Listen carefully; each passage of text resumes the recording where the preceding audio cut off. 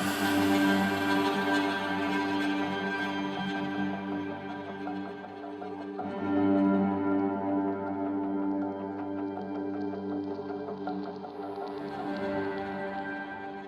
everybody, and welcome back to another exciting episode of A Candle or the Night. We are a Star Wars actual play podcast featuring a game in the Star Wars Force and Destiny system.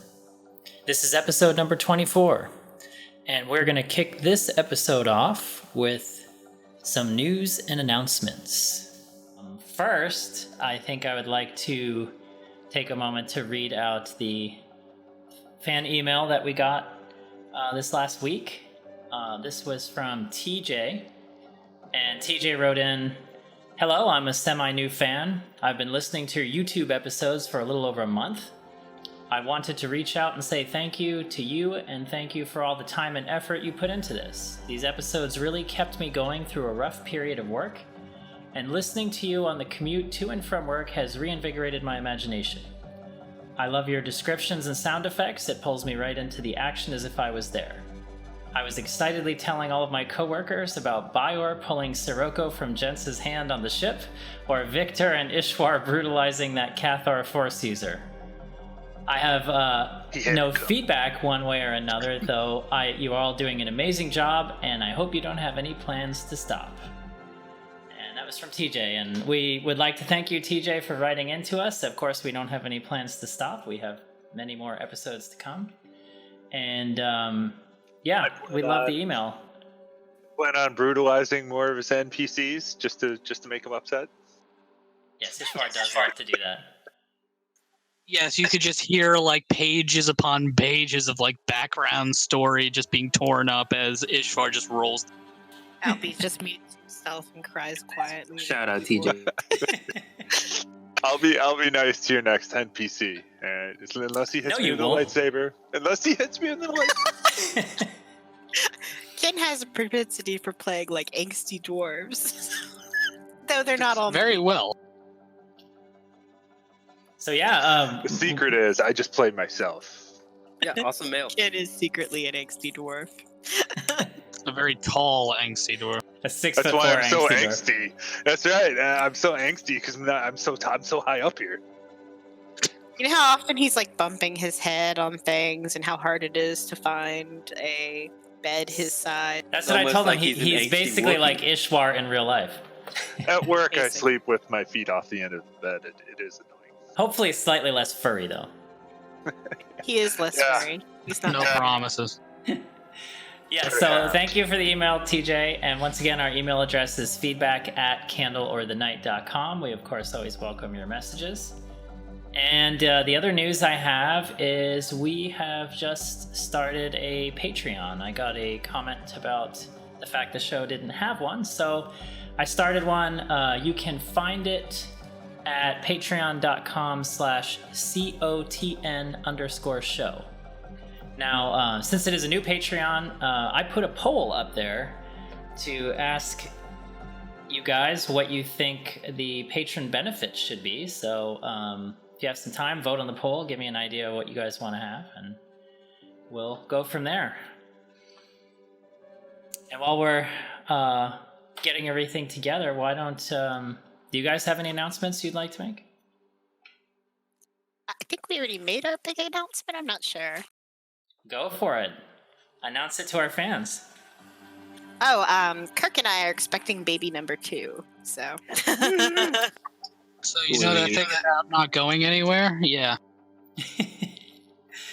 Well, yes, just so our listeners know, that would be Victor and Jensa are expecting their next child. Congratulations, guys. In real life, though. In real life, yes. In real life. In real life, not in the story of the game. Wow, I didn't mean that to shut down. You know, it'd be a fun Patreon benefit. Like, you could choose a character to have a question and answer session with, like, once a week. We could answer in character. That'd be fun.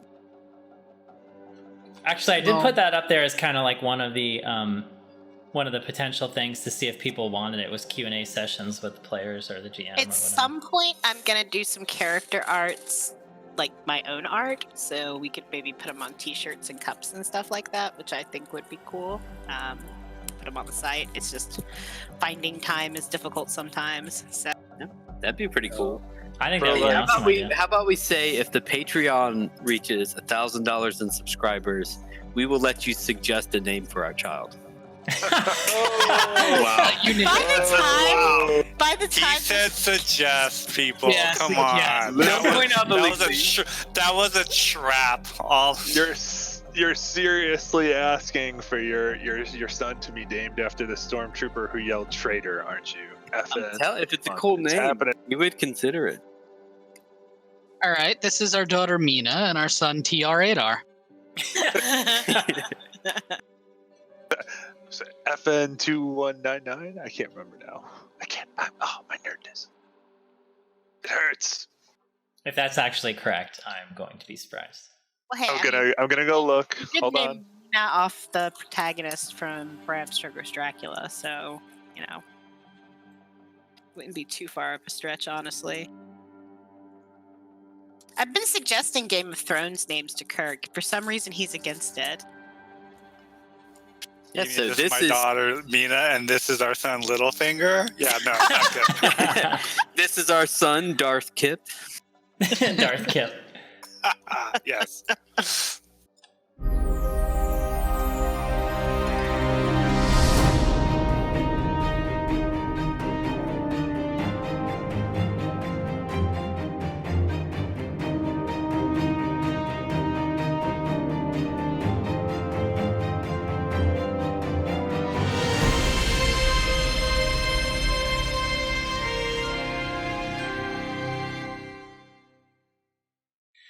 All right, so let's get this show on the road.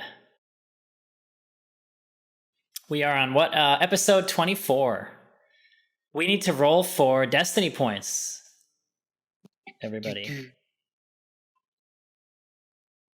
Tyrus rolls 2 light side points. Kip 1 dark side point. LT and Isshwarr 1 and 1 dark side point. And Jensa 2 light side points. I'm like slowly redeeming myself for the 21 game streak where I did nothing but run dark side. Hey, man. All right, I've added those to the pile. And to our listeners, Victor and Omar are away tonight, so they'll join us at the next game. However, we have the rest of our fearless band of heroes here, so we're going to press on. So let's get into our recap from last session.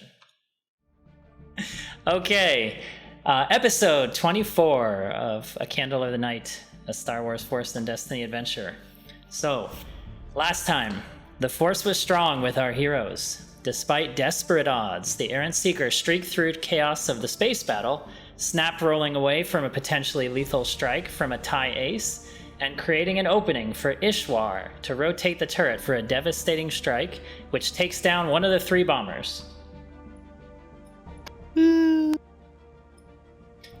Just adjusting the volume there. As the clock runs out on the Intrepid and the Intrepid Will closes in range of the Mon Calamari cruiser, Victor makes a critical slicing attempt and manages not only to drop the shields of the second bomber, but to notify the cruiser to fire at that exact moment with its turbo laser batteries. The impeccable timing resulted in the second bomber being annihilated before it could get in range to strike. The final bomber slips away, manages to escape and make a run on the cruiser. Back in engineering, Kip manages to repair the hyperdrive motivator, oblivious as explosions and blaster fire pepper the area around him. Imperial reinforcements appear behind the fearsome Dark Trooper. Another squad of stormtroopers takes position, and the fleeing Imperial officer regroups to direct them. Suddenly, a group of technicians run out into the line of fire to set a detonite charge on one of the hyperdrive coils, hoping to foil your attempt of escaping. Tyrus is quick to react, and he focuses his mental acuity and gifts in the Force to dismantle the technician's concentration and create confusion over whether she was planting the device in the correct place. He throws in some self-defeating thoughts for her to mull on as he fuels this Force check with the dark side. Bajor stands toe-to-toe with the Dark Trooper, deflecting a potentially devastating punch from the droid and counterattacking, damaging his chain blaster cannon in the process. L3 takes advantage of the moment to lunge for a critical strike with his arm-mounted Vibro Rapier, piercing the power core of the Dark Trooper and rendering him inactive. Kip momentarily breaks his attention to vent lethal gamma radiation on the reinforcements, mopping up the remaining resistance. As the Intrepid Will closes into range of the Mon Calamari cruiser, its turbo laser batteries are too much to weather, and the fractured hull of the cruiser breaks apart in a disappointing moment for both the Rebellion and our heroes. The party decides to forego any further attack on the Star Destroyer as futile, as Jensa argues discretion is the better part of valor, and the errant seeker flies full throttle back to the medical frigate. With the bridge captured by Imperial invaders, the party reunites in main engineering in hopes of determining the best strategy for the final standoff.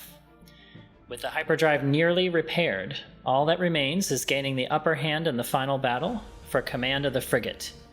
Master Nguyen's life hangs in the balance. And that concludes our recap. So you guys are on the engineering deck, we'll say together. And I will turn it over to you. Before we leave engineering, can we look around and see if there's any equipment or armor that we might be able to take with us from our recently deceased colleagues or anyone? Yes, Isshwarr is picking up that chain blaster and wondering if we can repair it, or if that will take too much. As I recall, you actually did pick up the chain blaster cannon, but you're sort of like dragging it behind you because it was a bit cumbersome. Not anymore. Oh, okay. What was it, Brawn 4 you needed to have to wield it properly? Yeah. I need that updated on my character sheet in the game, though. Is that a GM criticism? No, actually, I was able to solve that problem myself. So you're Brawn 4 now, basically? Thank you. All right, so you are Brawn 4. Did we do... I updated that on your PDF character sheet, right? Yes. Yeah, okay. That was fine. So I'm not, wholly useless, just partially so. That is a fair question. On any of the fallen Marines or Stormtroopers, is there like a blaster pistol? Go ahead and roll a average perception check for me. Ooh, perception. I'm good at that. I actually get keen-eyed if I can donate my keen-eyed skill to anyone. That's 2 purple dice, right? 2 purple dice. I don't think you can donate that to other people. I can't assist him with a boost dice? You could assist him, yes. Might I assist him, please? Yes. However, for 2 skilled people in perception, you take the higher of your... let's see, perception is... cunning. Okay, so you take the higher of your cunning and the higher of your perception skill, and one of the bigger number is your green dice, and the lower number is how many times you upgrade it. So if I look at your character sheets... I have 4 cunning and 3 in perception. You're way ahead of me. Okay, so in this case, just add a boost dice because you're more skilled. Okay, got your character sheet open. You find 2 frag grenades. Oh, wow. Which I have dragged to your character sheet. And a extra reload.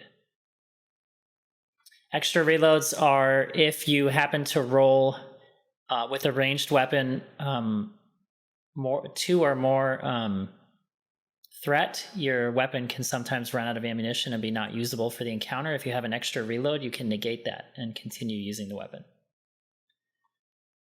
Interesting. And I didn't find any pistols or anything. I do not have a current ranged weapon at this point. You did not actually. You know what? You did, because you got 4 successes. So I'm going to transfer one of the Stormtrooper's pistols to you. Perfect. I wasn't looking for anything fancy. All right. You have your blaster pistol. Thank you very much. I gave you the extra reloads. You have the frag grenades. You guys are flush with frag grenades, aren't you? We used 2 actually, so that refreshes the ones we used. I turn it over to you guys. What next? All right, so I'm going to look at the droid who I have not met. What's your designation? L3T-0. L3TO. Do you know the ship well? Have you been assigned to it for a long time? I have its parameters as my databanks.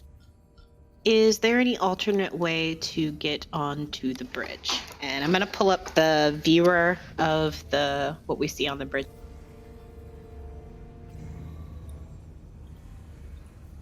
I imagine I'll have to roll for that, Albie? I think you already did roll for a knowledge warfare, or was that Bioware last game? We found a back way in last time, didn't we? So yes, I believe from the knowledge warfare check last time, you found out that there are small engineering access shafts. They're very small though, so it's a smaller size human could fit in there. Like Gemsa?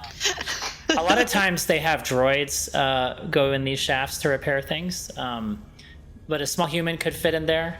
You have the main turbolift access. And then through the engineering access shafts, there are some points of access near the turret batteries. There's sort of like a firing control room on the back of the bridge, and there are grates on the floor, and you could go up through those as well. So here's what I'm thinking.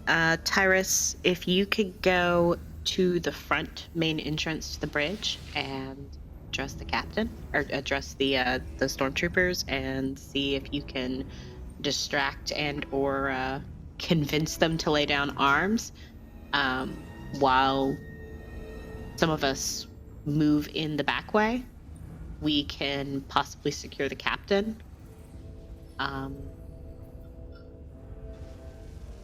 My thinking is if Tyrus can distract them, we can maybe get in there and either make some sort of distraction, or if Tyrus can make some sort of distraction that keeps their attention focused on the front, maybe somebody can sneak in there, grab the captain, get him into the access port, and then we can maybe take the cockpit back. I'm pretty sure anyone on the ship would probably be willing to help us with this. That was my question. Is I believe all of the Rebel technicians were rendered inoperative. Do we have anyone else on the ship that we can bring into this? There are undoubtedly other rebels on the ship. So if you go with the contingent to the if the access port is too small for Isshwarr, Isshwarr should go with you.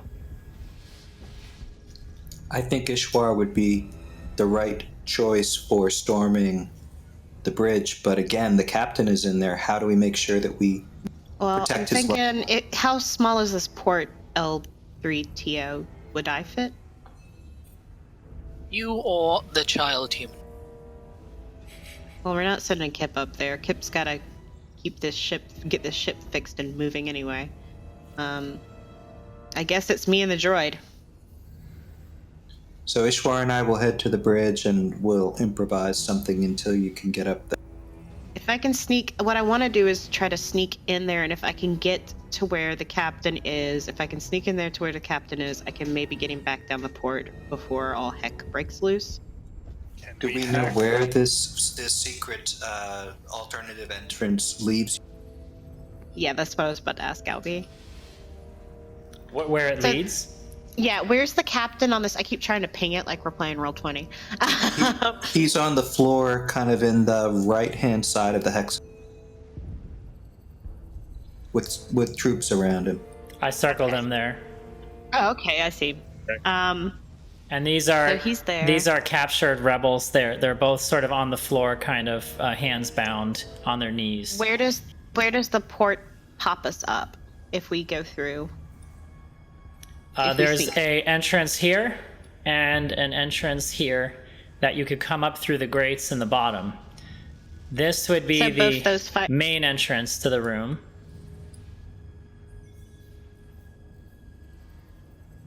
I feel like a sportscaster. This is fun. Where's the main entrance? Sorry. The turbo Giant lift. arrow. The turbo lift. It says turbo Bottom left. I see it. Well, if you're going in behind them, we can always not worry about the captain. And you can. I have a knockout grenade that you can just toss into the pile of them, and it'll just knock everybody in that area out. So if we can get the three-person groups of stormtroopers out of the way, then we have to lure the mega trooper, the dark trooper, and then we could potentially immobilize the other people around the captain. I think the smart thing to do would be somehow render the ones covering the prisoners null first if there's a way, because they'll start shooting them. Good point. Alternatively, some bit of surprise might help us. I still have those detonite charges that I didn't need to use on our last mission. They're really powerful explosives, but they have a small blast radius, so that could be used somehow to our advantage if we know where to place them. If you breach the wall where those three stormtroopers are at the bottom, we could get access to the conference room. That might give us some cover. Looking for the conference room. All the way on the left? The bottom of the hexagon where the three stormtroopers are located. If we could get rid of them and blow that wall out, we might have some cover to deal with the dark. Or you can set it right below the dark trooper.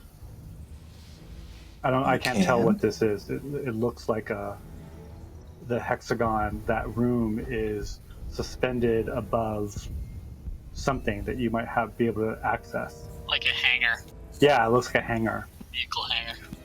There is a hangar underneath, so it is a multi-leveled image on the map. The only real trouble is avoiding damage to critical systems, but if it's just an observation meeting room, we shouldn't have any problems just blowing. Albie, in my fight with the Dark Trooper, the one we faced in engineering, could I make any analysis checks or anything to figure out any potential weakness or something to exploit in the battle? Let's see. You could use You have a knowledge. skill for that, don't you? I would allow knowledge education, knowledge core worlds, or knowledge warfare in this case. Well, I kind of mentioned what I was going to I told you what I was planning on doing before we set a plan in stone. I'm going to use foresight. Okay, so one thing at a time, though. Let me resolve L3's question, then we'll jump over to you, Jensa. And by the way, we're still in sort of narrative time right now. We will convert to structured time, which is more like an initiative tracker kind of thing, the moment that things get heavy.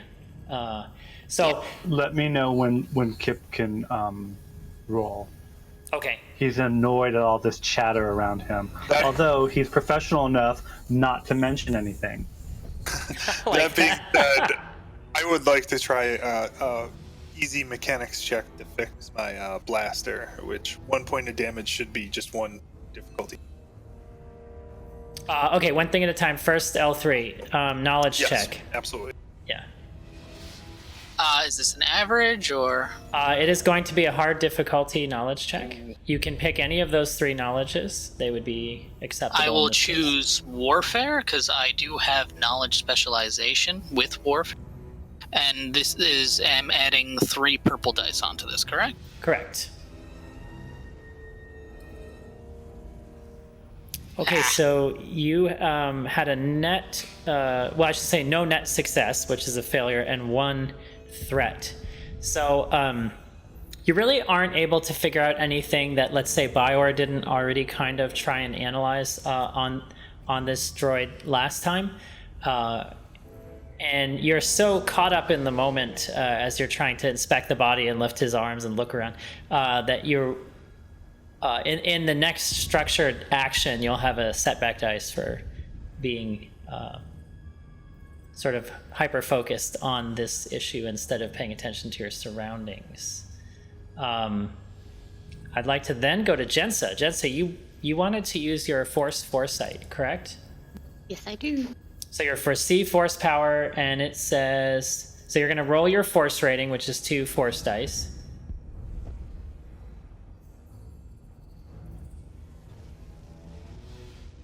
All right. And you roll 2 dark side points. Ooh. Which is on the surface of failure, unless you choose to use a destiny point and take the associated conflict and strain. I think this is important enough to do that. This is a serious issue. We could all die, and our Master Nguyen would definitely be dead since he's in a coma somewhere on this ship. So yes, I will take the conflict. Okay, I added 1 conflict, 1 strain. Now, you're that's assuming you're using one of those 2 points. So to activate your power, you need 1 point, and it allows you to reveal vague hints of the near future up to a day in advance. If you'd like to use the second point, you can pick out a specific detail per rank. I would like to use the second point. Okay, that would merely mean I add 1 more conflict and strain, but otherwise you don't need another destiny point. Okay. Having a hard time focusing on the way forward. Okay, so pick out, tell me a detail that you would like to know about regarding the potential future as you sit and focus, letting your fear perhaps grab you more than you should. Yes. Which one of those tubes should we come up? Which one results in my immediate death? And should the droid go first? Okay, so pick out one specific detail. Should the droid go first, or what? No, which entrance point should I go through? Which one is least likely to result in my death and possibly the rescue of the captain? So as you close your eyes for a moment and you try and focus your mind, you see sort of disturbing flickers of what seem like blaster fire. You hear shouts and screaming of your comrades. You hear Commander Straith shouting, seemingly in chaos. And as all of this sort of tumult kind of is crowding your mind, and you feel your heart rate pulse increasing, you're getting anxious, you're beginning to sweat, you kind of suddenly get an awareness that the southmost entrance point from the grates underneath is probably the most perilous route. So the north access point seems like the safer way to go in. And you flick your eyes open and silence again. Only the sounds of the surrounding engineering deck return to you. Kind of run my tongue over the inside of my teeth and pensively think for a moment, just kind of try to see if I can peg out any extra details from this. But then I will say to the group, we need to go through the north port. And I just kind of tap the monitor of the screen of the bridge. And by the way, the last thing you remember hearing sound-wise in your head was a unexpected explosion as you imagined walking through that room. Something in that room's gonna blow up. Can I tell where it was? Something on the ground. I'm gonna describe it to Kip very quickly. Like, what would that be, Kip?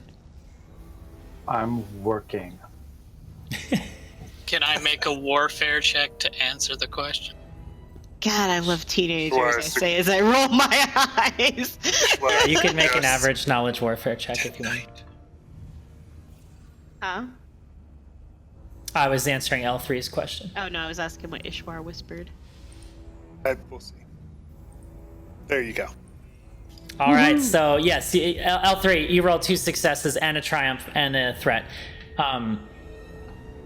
You when she describes the sounds and tactile feelings of what she was imagining, it sounds pretty much like a standard proximity mine to you. Which, as you would probably know, when Imperials are trying to secure an area from intruders, they would plant these occasionally. There we go. L3 will relate that to the group. Okay, so watch out for proximity lines. They're not going to be hidden, are they? I mean, L3, that you would know they would be hidden. Yes. Standard military Imperial protocol suggests all proximity mines be hidden within an unsecured. Don't suppose you can scan for that, can you? Are you a bomb detector too? They would generally have like a something like a weight plate or a laser tripwire and a non-visible type of light, so that you walk past it and it detonates. There are 3 common indicators of the activation of such devices. Possibly more. I'm sure an explosive expert can relate additional information. All right, so here's the situation. I think we should take the north panel. We should be. I'm pretty sure there's proximity mines laid out too. You said you got that bad feeling in the south, right? Yeah. If So Isshwarr, suddenly, you guys are interrupted. crap. Apparently, perhaps the Intrepid Will is getting within range of bombardment, because you hear a series of sort of pulsed weapon fire and a series of explosions sort of shaking the ship. The gunnery officers on the Star Destroyer are making an attack on the frigate.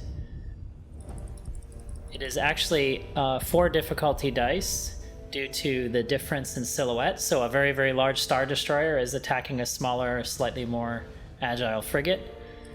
All right, I think we're going to have to do this on the way. Isshwarr, Tyrus, you go to the left, try to distract them. We've got comms open. Let's just leave them open so we can hear each other talk. Net effect of that attack was a miss, so the shots fired... Kip, I guess you're going to keep working? I kind of call over. At the end of every round, the Star Destroyer is going to get an attack, and the frigate is going to get a counterattack. So why don't we start what we will consider to be our formal rounds here. I will clear our initiative.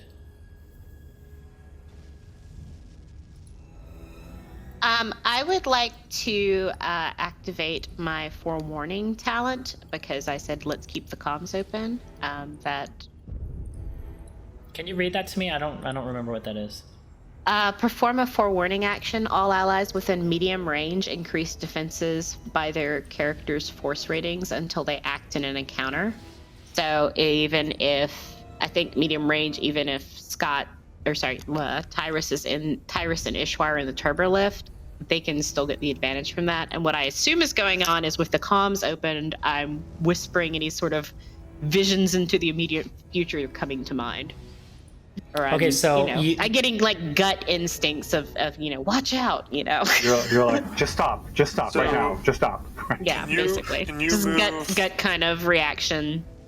Can you move my concussion grenade from my character sheet to Jenta, please? Your concussion grenade? Yes. Or knockout grenade, I think it's called. Cool, thank you. I think Isshwarr. It works off of range light, which yeah, I have. So I kind of look at it and go, well, that's one way to get this get the whole surprise rolling around. Tyrus, you gonna be able to distract him for us? Okay, so Jensa, just so you know, forewarning. Grab some troops to go with you. On your turn, when you have your first turn on initiative, you can perform that as an action. So that will be, just remember that when you come up on the initiative, that's going to be your first action. What's that? Yes, sir. Forewarning. Oh, okay. It basically gives you guys a defense rating based on my force rating, which is 2. So. Give me 1 second. Talk amongst yourselves while I set up the map. Also, I have a rank of leadership, so I might be able to rally us up some extra troops. Yeah. I'm gonna trust you guys are gonna do the distractions so that we can maybe try to. L3 TO. Do you have? Do you kind of like Call me retract? Leto. All right, Lato. Do you have any sort of retractable grappling hook options, or? She's kind of like looking him over, like trying to figure out what he's got. One of my primary functions is the assistant. Oh, wow, that's a large bunch of stormtroopers. Excuse me, Mr. Game Master, I have a question. Sure. No, hang on. I've solved my own question. Never mind. But I'm so curious. What was your question? I was trying to match up my warfare knowledge with what was on the character sheet, but it's fine. I'm placed in the right direction. Oh, sorry, go ahead. No, go ahead. I was just going to answer. So I have a question for Albie. Albie, should I wait for timed rounds to roll the mechanics check, or no? Yeah, your first turn in initiative, that's what you're going to do. Okay, got it. Where did everybody go? The GM hit accidentally delete all tokens, and he's very sad. Oh no! We win! Hooray! Oh, Victor, actually. God, guys, that was a tough fight. They heard Jensen was coming. They were going to get their butts shot. So Now you know what Kip spent all of his force powers on, or his XP on. Force power is decimate. Just kidding. This whole time he hasn't been working on the ship at all. He's been like in some sort of semi-coma state, like lightning bolting the crap on everyone in the bridge. Reducio. Yeah, Reducto. All right, so I think I have everybody now. He doesn't so write. why don't we have everybody roll their initiative? And your initiative, you get to roll cool because you'll be planning the beginning of this fight. You're not being caught unawares. Can roll cool, but can I roll vigilance? I will let you roll vigilance if you want to. Okay. How do I clear a dice pool? Right click on it and hit clear. Oh, thank you. I see Or that. just click them. Or you can grab the dice and put them into the middle of the character sheet and they disappear into the void. Oh, Tyrus, Yeah. I fixed your lightsaber problem, remember? Damn, Kip. Does that involve another implant? I fixed it so when you click on Tal Shindir to attack, it works now. I'm so happy and proud of myself. Well Okay. done, sir. I think we are all A-OK on initiative. And first is going to be an NPC slot. You guys are not in the room, but you can see from the security camera footage, which you have access to in engineering, the stormtrooper squad is sort of patrolling through and observing what's going on, and they use their maneuvers to walk through the hallways. Bringing us to our first Can party. we see this on the monitor? You absolutely can. The monitor is open. You I are am- looking at it. Absolutely paying attention to where they step, and I'm telling Leto to do the same thing. Oh, but you're not in engineering anymore, right? Are you in the duct system now, or have you not entered it yet? I thought that happened before we moved into the duct system. It did. So you tell me. I didn't know if you guys have actually crawled into the ducts or not. Weird. Yeah. If I see them moving, I'm going to pause long enough to pay attention to where they're walking, because that means where they are walking, there's not a proximity mine. So let's say you were leaving engineering to head to the ducts and you saw that happen. I'm going to have you, when it's your turn, you'll be, if you're entering the duct system, you're going to be rolling a coordination check on your turn. Okay? Okie dokie. Thank you, sir. So next initiative slot is a party initiative slot. And who will be going for the party?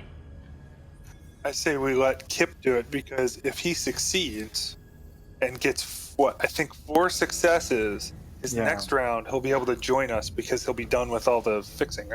Right. Yeah, that's what I was saying. Let Kip go.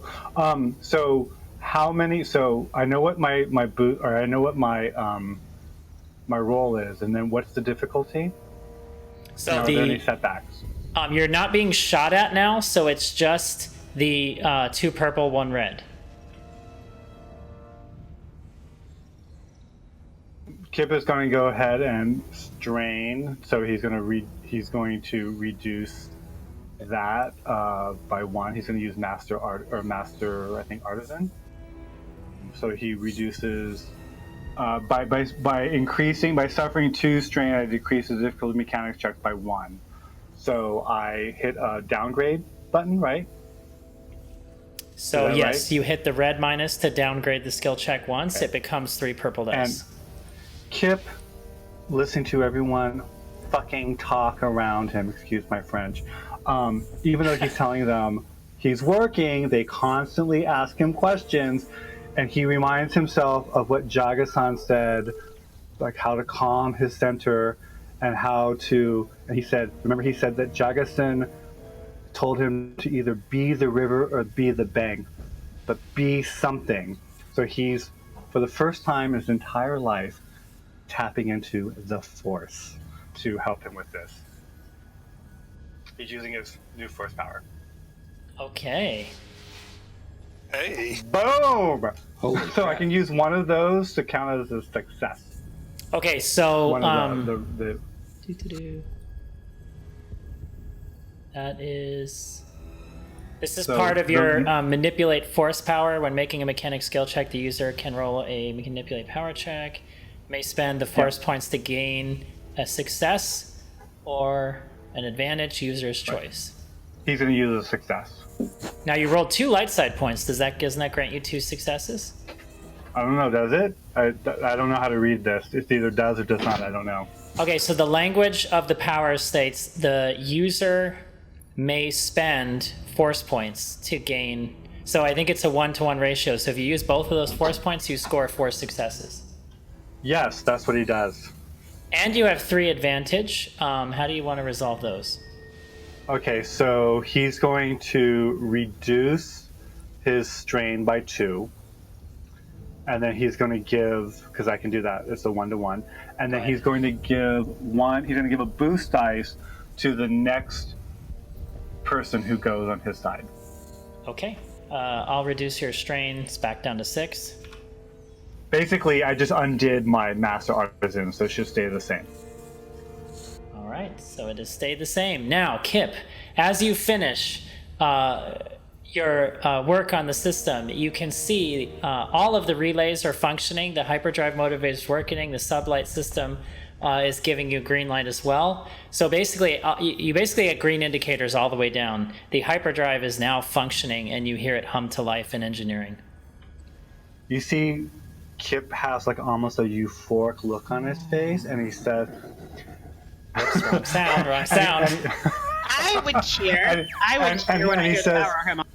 And he says to Remus, Satan is pleased. That's what Jensa is talking about all this time? We need to do more of this. Remus agrees with you. Okay, do you when I hear the power hum, and I put out a cheer. But yeah, do you say anything to your teammates at this point, Kip? I say, all systems are go. Let's go kill the Imperial scum. Kip, does Remus have the ability to find proximity sensors and potential explosives? Not yet, no. But that's something that we can think about in the future. I think you're probably going to be better off in the ducks with me, Kip, but it's up to you. Yes. Okay. I follow Jensa. Okay, so you're using your maneuver to go follow Jensa, leaving the area. Yes. Is Remus coming with you? Remus is... Well, he can only operate within short distance of me. Is that correct? I don't remember. It should say on your... Let me look. Second. While that's happening, if Jensa really did whoop or something, L3 will inform her that the probability of maintaining stealth in a confined space while committing loud noises is reduced by 20.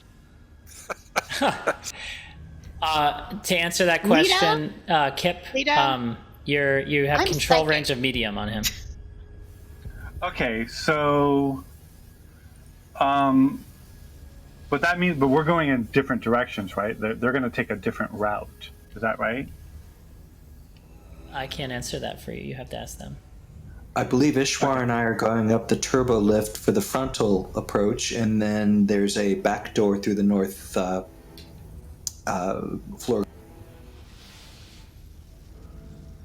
Isshwarr, does this sound like your understanding? Yes. I believe that we were to somehow be a distraction that would get to crush many stormtroopers if things go bad. I hope they go bad. I'm going to have Remus dock on my back, and we're going to travel together. So as you issue that command through your wrist piece, Remus reconnects to the back of your armor, and you see he clicks in, and you begin to see a recharge indicator glowing on your wrist display, and he is now part of your armor again. You move with Jensa and L3 towards the duct system.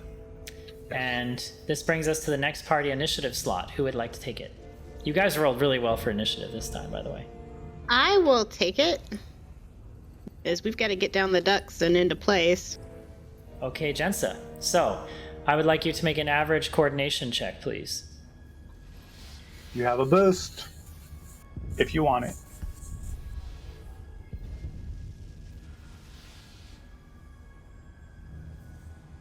You rolled 3 successes and an advantage. So you are able to move. So you climb into the duct system, and your slender form fits rather easily into the engineering maintenance shafts.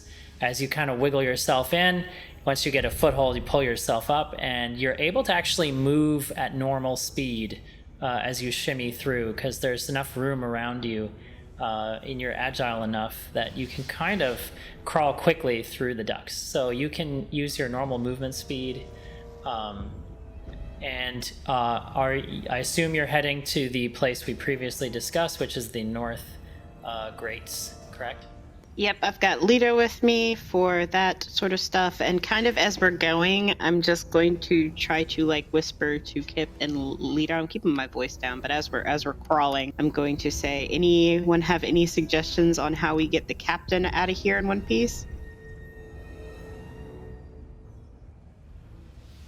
My initial thought was to have somebody force sleep, but our one person with force sleep, I think, is no longer playing with us. Technically, I'd like to point out, much to my surprise, nobody has force sleep. I know. I'm eventually going to take more force powers. I just haven't gotten around to it. Nobi was the only one who had force sleep at one time. But, R.I.P. Yeah, Tyrus, me, and Victor all got confused and for some reason thought that was Biowar. And figured out. I've been trying to talk Biowar into getting force sleep. He needs that. Yeah, because it would have been perfect because he could have leapt into the hostage. But he's not here tonight, so it wouldn't have mattered anyway, so. And I'd love to see him keep the pipe perfectly in his lips as he's force sleeping. I love that touch, by the way. Because it is a long pipe, by the way, so the aerodynamic drag we took on that. it off the Sky Mall from the crashed ship. The Sky Mall, that was awesome. That pipe looks vaguely familiar. From Things Remembered. Okay, so I'd like to remind you, Jensa, you did want to spend your action to do the forewarning action. Are you still going to do that? I am going to do that. I'm going to be crawling and doing that. Okay, so forewarning, just so all of your allies know, allies within medium range increase defense by character's force rating until you act in the encounter. So my force rating is 2. I'm going to say you maintain that defense until you attack someone. I'm bending the rules a little bit with this, but until you attack someone in this encounter. Cool. So that means you increase all your defense by 2 temporarily. Once you attack someone, that defense disappears. Jensa yells, duck. Tyrus, duck! And what that really means is two black dice on really? anybody attacking you, is what it really means. Kip responds to Jensta's question about what to do, and he says, ma'am, I think the best course of action is to draw as many of them away so that one or two of us can sneak in and secure the hostage. All right, well, Tyrus and Isshwarr are going to give us a chance at the front. I guess what'll happen is I kind of look at the grenade I was given. I guess I can use this and cause some trouble if you and Leto can get to the captain. But Kip, I don't want you to put yourself in harm's way, okay? Yes, ma'am. You're more valuable than I am in this situation. You gotta keep the ship running. By process of elimination, that means I am the expendable one. I don't say anything, I just keep crawling. You're the repairable one. It's different. You're an android. You don't have a soul. Kip says, if you fall, you will be repurposed. It is like reincarnation. How comforting. The droid's cylindrical head pivots in that direction. It's like looking you back gotta hear at like you. the zooming of a camera, like as his central photoreceptor. I assume we're all crawling through a tube too, so I just see like the head turning around like an owl, like 180. Yeah, basically, I can do that, and you're just like focusing, like someone narrowing their eyes, but droid fat. I mean, like, okay, can I ask a question? It's usually never touched on in like, I mean, like droids having personalities always just seems like more of a comic trope than anything else. Does anyone think droids have souls, or are they just It's machinery? programmed on my personality matrix. They've asking talked about that a storytelling. little bit. If a droid is not routinely put under maintenance and made to use the restraining bolt and have their sort of, subroutines, cleaned, if you will, that they start to develop odd quirks of programming that become patterns, and that's how they develop a personality. So my assumption would be that somebody hasn't cleaned him out lately. There is actually groups that think that they should be free as well. I am not in one of those groups. It's a vacuum cleaner. Hashtag Lando's girlfriend. One false move and he's a Roomba. That's basically what Kip told him. No. Kip believes that they should be free, and that he doesn't believe in souls. And in fact, droids are lucky because they can be reincarnated by being repurposed. There you go. Full gambit right here in the hallway. But anyway, sorry, I digress. Next party slot. Who's taking it? If anybody minds, I would like to try and fix this blaster that we have. Okay, so you are going to use an action to make a mechanics check? If I have the time, yes. Do you have the tools? I'm in engineering, but I don't have them on me. You are correct. I will say, to make a mechanics check, you have to have a tool set, which technically you do not have at the moment.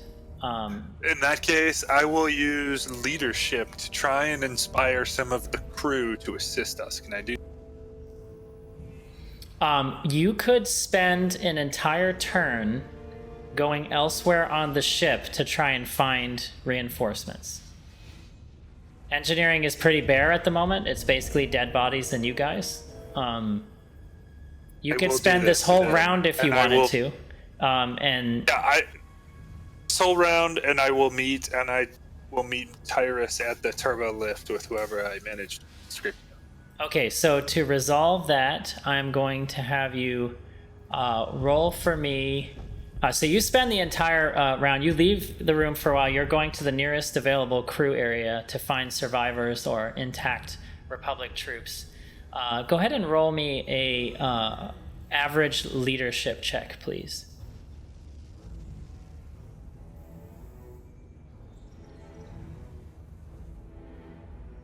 Okay, so you rolled 2 successes and 1 threat. You are able to muster a group of 2 Alliance infantry. They, however, are not really motivated or not really trusting of you entirely because you're really not their commander. However, in the spur of the moment, you will be joined by a group of Alliance infantry. The 2 of them will provide you 2 boost dice. In other words, they are attacking who you attack. So any combat check, they will be giving you 2 boost dice as long as they remain alive. Cool. Right. So sort of an adaptation of the squad rules. At your next initiative slot next turn, you can go rejoin the party. All right. Now, next party slot, who's taking that? I We think have that Tyrus might be- or L3, right? Yeah, Are we- Tyrus can go if you want. We're still in engineering, correct? You are still in engineering until you choose to go to the turbo lift. Now, when I go to the turbo lift, that puts me at the bottom of it, not in the actual. Right there. So I would arrive there with my maneuver, I'm assuming? So you'd use your maneuver to go on the turbo lift, and as the doors open, you'd be standing right there. If you were standing kind of in this area, you might not be in view of the stormtroopers, although they would get a perception check to see if they noticed the sound of the turbo lift coming. Okay. When it is their turn. So, I would like to use my maneuver to go up the turbo lift. Okay. I will allow you to control your token as you see fit. Place it where you would be. Not there, though. You said place it where I needed to be. Place Be it within the turbo lift circle where you would be standing on the turbo lift as it went up. Now, if you want to forego an action and turn it into a second maneuver, or if you want to take 2 strain and get an extra maneuver, you could move elsewhere in the room. I want to take 2 strain and move into what I'm assuming is chop. Okay, so are you going to make a stealth check, or are you just walking by? It would be a stealth check. Okay, so you're Or going to... I have skullduggery. Does that help me, or just stealth? In this case, it's just stealth. And let me see the stormtroopers. Give me 1 second.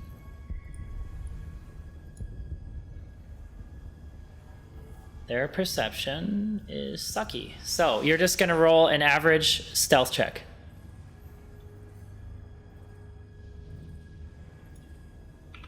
I have added 2 strain.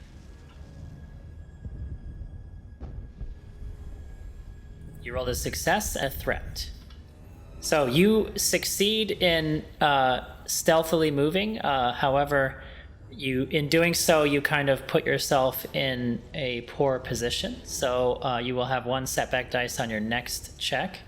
Tell me where you would like to move with this 1 maneuver. Anywhere within short range. I want to move just to the door of the chapel. Anywhere in this circle.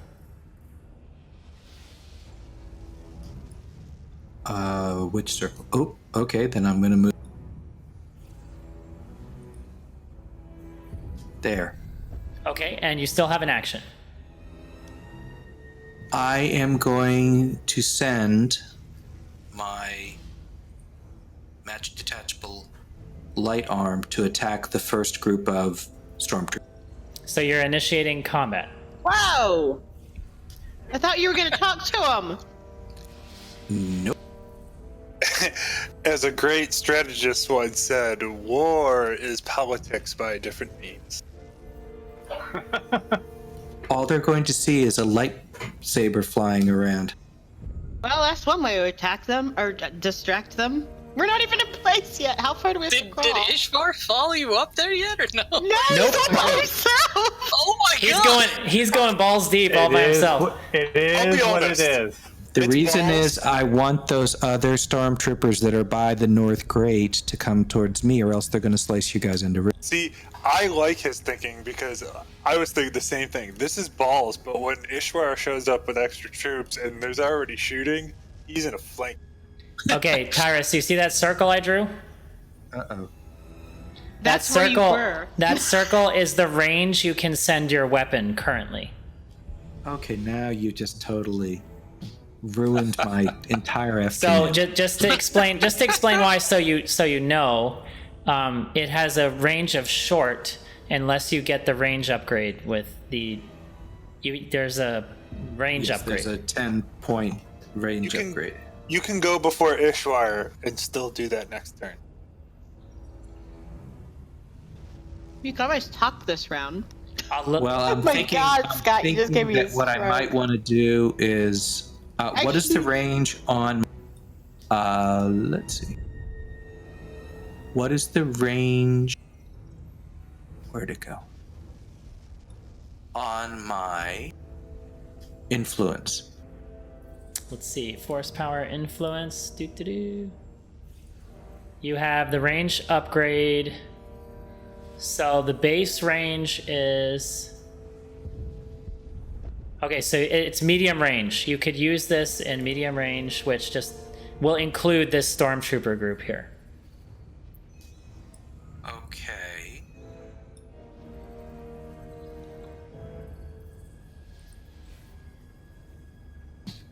I'm going to try to convince them to lay down their weapons because there's no threat anymore. Okay, now there are... Let's just see. Stormtrooper squad. There are 4 troopers in that squad. You have range. You do not have the magnitude upgrades. So you can do this on a single character. So think cleverly about what thoughts you might send to them that would have a global effect. You can't technically influence more than one person, but you could probably still cleverly make use of this. I'm going to convince one of the stormtroopers that this is absolutely the wrong place, and he's going to start to argue with the other 2. Okay, so roll me your force check, please. You rolled 3 light side points, Nice. so... Yeah, that's awesome. I still wanted to cut them up with my lightsaber. Add a dark side point. Okay, so you can Cut them force with him your to... words. I'm going to also give you the option here. So you spend one of those 3 light side points to force him to... 1 to activate the power, 1 to force them to believe... a single trooper to believe something false, in this case the belief that they're in the wrong place. So one of the troopers turns and starts to walk away from the other 3, and he said, and as the others say, where are you going? He says, we're supposed to be over here on the catwalks. And they kind of look at each other for a minute and shrug. These are minion groups, so they do not get a chance to resist this. So they begin to move over towards the catwalk area, following the other trooper. You did roll essentially 2 extra pips more than what you needed. The power does allow you to inflict strain on them. So if you choose to exercise that, you can essentially sort of mentally weaken them. Now in minions, they don't have strain, so that's essentially counting as 2 free wounds. Sold. Okay, that is Stormtrooper Squad 1. So the net effect is they're actually taking 2 wounds. Although sort of figuratively, the one that you're tampering with, he's not as clear-minded, and he's a little bit confused and dull-headed. They walk away. I'm going to clear the drawings here. And that concludes your turn, Tyrus. And it is now the NPC's turn. Stormtrooper Squad 1 continues to walk over this way. Stormtrooper Squad number 2 stays put, does nothing different at the moment. The Dark Trooper goes to, let's see, does he notice?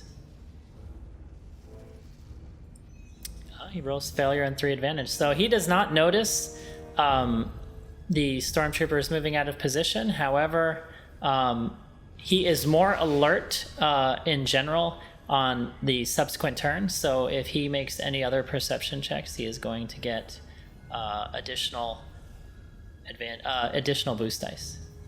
And the Imperial Army officer, who I forgot to put on the map. Wah, wah, wah. Boom. He's a little pudgy, isn't he? There we go. He's like Hitler's pâtissier. The Imperial Army officer goes to the desk and he moves into position at a computer and begins to do something on the computer screen. And in engineering, you can start seeing some of the terminals being taken offline. He is restricting access to all critical systems on the bridge, preventing any remote access. And we are back to the last party slot, which is L3, I believe. L3T0. Correct. I'm guessing I'm just moving along with the rest of them. I'm not too sure what actions we can have while within the dock. You need to make your... first, I need you to make the coordination check, please. Okay. Does that involve any purple dice or anything? Average check. 2 purple dice. Has anyone given him any boost? Nope. Okay. Yeah, this is not going to go well. Okay, you have stealth, don't you? I do have stealth. Oh, then you should be using stealth, not just your normal. Oh, I didn't know that was an option. Yeah. Well, no, he's not making a stealth check. You're actually physically trying to move your body through a small space. Oh, okay, got it. Yeah, he's crawling through a duct. So you did not succeed, and you got a threat. So basically, you're essentially moving through difficult terrain as you move through this duct. So you're going to fall a little bit behind from Jensa. It's going to take you double the maneuvers to get where you need to go. Do you have any other action you want to take on this round? I could use the last of my... No, I'll hold it. Can I just take 2 strain to catch up? You can downgrade your action to another maneuver and catch up with Jensa. Yes. I'll do that, yes. Okay, so you two are essentially at the great entrance, basically. So here where I'm circling, we'll say this square is where you could come in the room when you choose to. Is that a laser defense turret right behind where we're going to come in? On the map it is, yes. Oh, okay, but it's not in the... It has no functional purpose, really. Dang it. And you can tell it I was about to say, it probably can't flip around either. Change of plans, kids. Okay. Now we are going to... Who is not gone yet? Alliance Infantry can't do anything. Commander Straith can't do anything. Okay, end of the round. Wait, has Isshwarr gone? I did. I went and recruited some people. Oh, you recruited. Got it. Okay, so as the round closes, the Intrepid Will makes another gunnery check against your frigate.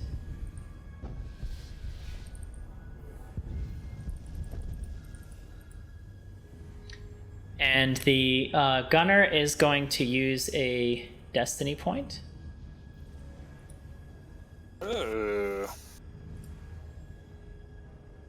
And once again, the gunner misses. It does not hit the hull. So, and his lucky Vader isn't on that ship. Normally, the frigate would get a counterattack, but not while the bridge is on lockdown.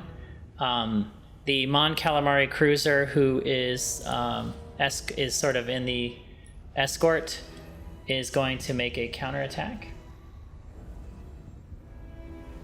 And they score, let's see, they rolled 1 threat and scored a total of 9 damage against the Star Destroyer, which I will add. So they're trading fire outside. You hear explosions and capital ship guns going off. And in your mind, you are reminded that the clock is ticking. you need to unlock access to the bridge so the ship can jump to hyperspace. And we are back at the top of the round. Stormtrooper squad has completed its round of this room and once again moves back into the central bridge area. We're back to our party initiative slot. Who's going to take that? Can we hear fire coming up from the... All of you could hear the external fire going on, the trading of capital ship fire. Well, I guess Tyrus should go first again. If he would like to, that would be a good move if he wants to initiate something. If not, Isshwarr can... Not Isshwarr. Well, hang on. I want to communicate with Jensa to find out how far away she is. Okay, so if you're going to use your comm link, I am going to have you make a skullduggery check to try and do so without being heard. Average difficulty skullduggery check to speak in such a manner quietly that no one else will hear you. And you roll a success. And so, okay, go ahead and speak. You're able to huddle down, speak quietly, cup your hands around it. No one notices.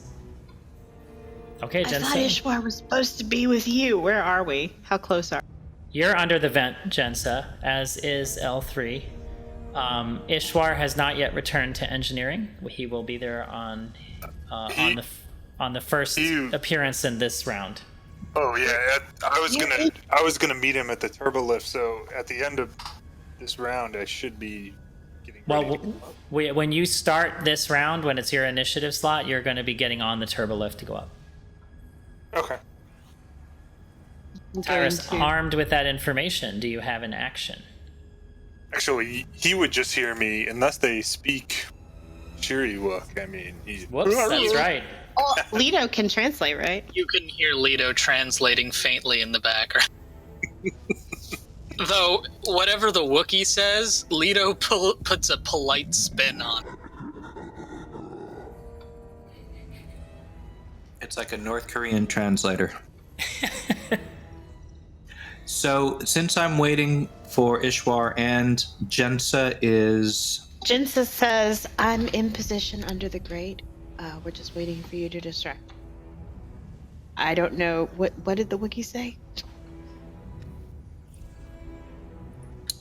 You want to feed me the... He said that he was getting ready to board the turbo lift now. Well, I'm open to suggestions because I'm not in range to do anything. Try to negotiate with them. Just get them talking, Tell them there's... So, would you like me to do a negotiation check with the commander? I'm the commander. Well, the problem is I'm not within range. I don't... You'd have to move your pretty little forehead closer. So if I move my forehead closer, does that mean I take another maneuver and it's a strain? Yeah, so I mean, picture it. You're in the room depicted, which is like a sort of assembly chamber. So, we need to get him like a hat with some rabbit ears on it. So you need to think about and describe to me how you are appearing on the scene amongst a group of people who are alert and ready to fire on any intruders. Well, I'm not really appearing on the scene because I'm now in the hallway outside the room. They still can't see me. Okay, so, and I'm still operating under your successful stealth check from before, so you move quietly to just outside the door. And that concludes a maneuver. You still have an action. I would like to negotiate with the commander. To distract him, at least. I don't think he's actually going to negotiate with me. Okay, so tell me what you say. Giving him the option to surrender. One moment. Is he in range of your lightsaber? Not quite yet. He's not technically in view. Okay, so you're shouting around a corner. He's right here. Commander Strafe is over here. My reason for hanging back is I don't have any reinforcements. If I move closer, I'm probably going to get into trouble all by myself. No, you're good. You think? The GM is y'all not are taking trying. your freaking time. Well, This is like one of those hospital turbo lifts. It takes about 6 hours to get 2 floors. Bing. Da, da, da, da, Bing. da. So again, I'd like to distract them to buy time. So I think to talk to the commander. When you say commander, you mean the Imperial officer, right? I'm sorry. Who is Imperial currently officer. click-clacking away at the computer. Yes, I just want to slow him down. Let me think about this. And my force belief is still short range or medium? It is currently short range. Let's see. But he's in short range. No, of it's you. medium range. So I he is would within like- medium range. I would like to convince that commander that he has done things in the wrong order, that he's made a terrible mistake that's going to shut down his own life support, and he needs to reverse the lockouts that he's immediately. I like it. Okay. Now, you said 2 different things on this turn. So you said you wanted to negotiate with him, but you're not doing that. You're just going to changed my silently. mind. Okay, you're going to silently use your force influence power on him. Now he will get a roll I think it's to a better resist you. distraction technique. Is negotiation with an Imperial officer is a waste of time, but this will at least slow him down until my comrades can come and make him into Make a force power check. Come on, baby. Great idea, by the way. Yes, I like this idea. Ooh. You Oh, rolled I will 2 take dark it. side I will points. take it, and twice on Sunday. Okay, I love it. All right, so we're flipping a dark destiny point. Tyrus, that means you're taking 2 strain, just so you know. A small vein starts to throb next to my implant. Purple. And okay, now because you're using dark side points, by the way, and that's 2 conflict as well, but because you're using dark side points, the flavor of what you're forcing him to believe has to be tainted with negativity Fear. somehow. 100% fear. He's realized all of a sudden Okay, so his mission will be a failure. He'll be thrown out an airlock. He must reverse what he's done immediately. A bead of sweat comes down and slickens the keyboard, slowing his maneuvers. I love you, Tyrus. Okay. Okay, He's made so a bad career decision. Why Since- do I always do better with the dark side points? I very- love I it. don't know. He's You're going to be really a dark. Sith I Lord don't- one day. It's so Yet fantastic. my morality is on the rise. I'm a paradox. Okay, You feel so good about Because you it. feel horribly crippling guilt afterwards. You're like, I can't believe I told that guy to kill himself. Oh my god, I'm a terrible person. I can't believe I told that technician to carry the bomb in her hands and run and jump off of a cliff. It racks you with guilt. That's how you explain it. Okay, Tyrus, you I have have to make a hard time. Tyrus is racked with guilt for anything. Yeah. Sorry. He's Not a in very the mean complicated tradition man. to There's be a lot going on in that forehead. He has like 3 layers of brains. I'm like a trifle. Okay, Tyrus, Terrible. you have to make a contested discipline check to sort of defeat his mental defenses. So you'll be rolling your discipline skill, and the difficulty is 3 red dice. He has 3 points in discipline. Do you have any talents which help reduce the difficulty of this? I don't see any talents that really help in this situation, so go ahead and roll your discipline check with 3 red dice. Okay, so Nice. even though you do not succeed in forcing him to undo what he's doing, you have him so confused and generally anxious, sweating, uncomfortable, that he's actually has 2 setback dice to any skill check made against you or your allies. Cool. And he's And- distracted. And which he was is our distracted. Leading us to our next party slot. Who is taking that? Well, I suppose everybody's waiting for something to happen, which Where's the Wookiee? would be the Isshwarr. Wookiee. Okay. Isshwarr, good. Do it. I was So- expecting Tyrus to be like talking to the guy and mind pumping him. I would have, but this actually, I think, accomplishes what we were trying to do to keep him from No. locking it in. Stellar job. All you need to do is distract them. I will send my detachable lightsaber soon enough. It's not detachable. How many times do I have to explain that? The elevator door closing was a brief accident. Okay, Isshwarr, what are you doing? I am heading up the turbo lift. All right, so one maneuver, get up the turbo lift. You come. I'm gonna let you let me shrink your oversized Wookiee ass. Okay, put your token where he is in the turbo lift circle. Okay. And with my troopers. Oh, thank you. Hang on.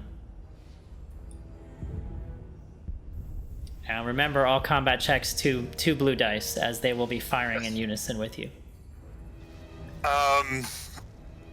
So how far away is that stormtrooper detachment on the catwalk over there? And would I be able to see them from right here? This one? Actually, that's where yes. Okay. The stormtrooper squad 1. Would that be a long range? That is currently long range, yeah. Awesome. So I'm going to use that damaged weapon that I used, that we picked up, which will have 1 setback dice. And I am going to full auto them with this gun. Okay, so that has a range of long? Yes, that has a range of long. And in fact, I have 3 ranks of barrage, so at long range, I get to add 3 extra damage to whatever I roll. This is your hired gun background coming to the forefront. Yes. You have a large artillery piece in your oversized Wookiee arms, and you are just loving every minute of it. Okay. Use it. Oh yes. Sounds like the cover of a romance novel. It does. He's hairy and sweaty, and he's firing a giant artillery piece. And in a pirate shirt open at the neck. We'll also use a light side shit. Okay, so first, let's assemble your dice pool. Make your gunnery check. Done. The range. Hang on one second. Gunnery. Hold on. Sorry. It technically is the same thing, but long range is 3 purple dice. Difficulty, and you get to add your 2 boost dice, and then you are flipping a light side token, so you get to hit the green plus once to upgrade the dice pool. All right. Okay, so 2 successes and 1 advantage. Before we resolve damage, I couldn't. qualities. Auto fire requires 2 advantage, so we didn't succeed on auto fire. However, you open fire with your chain gun. So that would be 13, 15 damage. Jesus. So. Oh, Jesus. It's 10. Well. Wait, base damage is 10, and you get right, 1 plus, and you get your plus 3 damage, so it's 14 damage actually. Oh, 14. Sorry. Yeah. The first success just means 14 they hit. damage. Poor Stormtrooper Squad 1. It is breach 1 as well, so it ignores 10 points of soak. Oh, snap. Jesus. Really? I gave you a weapon that is unacceptably powerful. Hang on.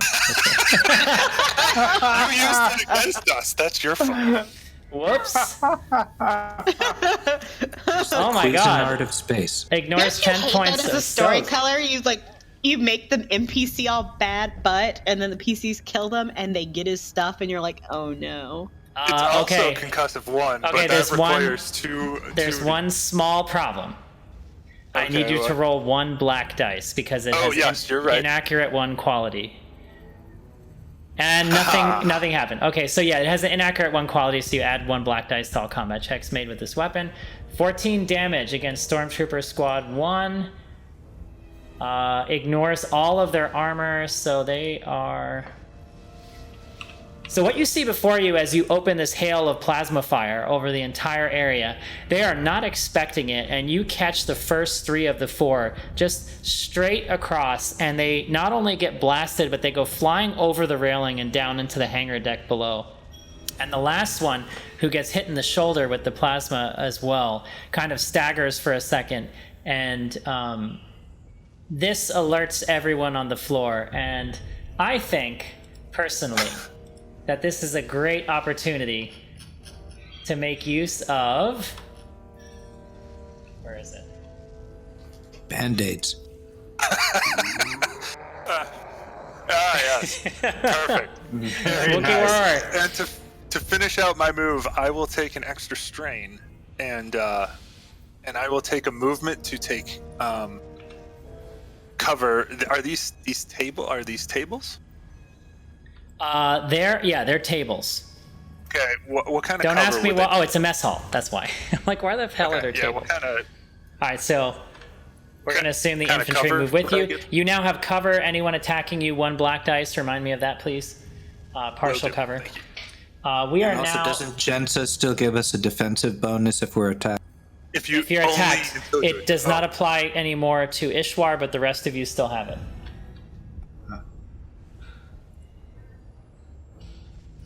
And now, technically, All right. we're in combat, so. So I guess I'm kicking the ceiling.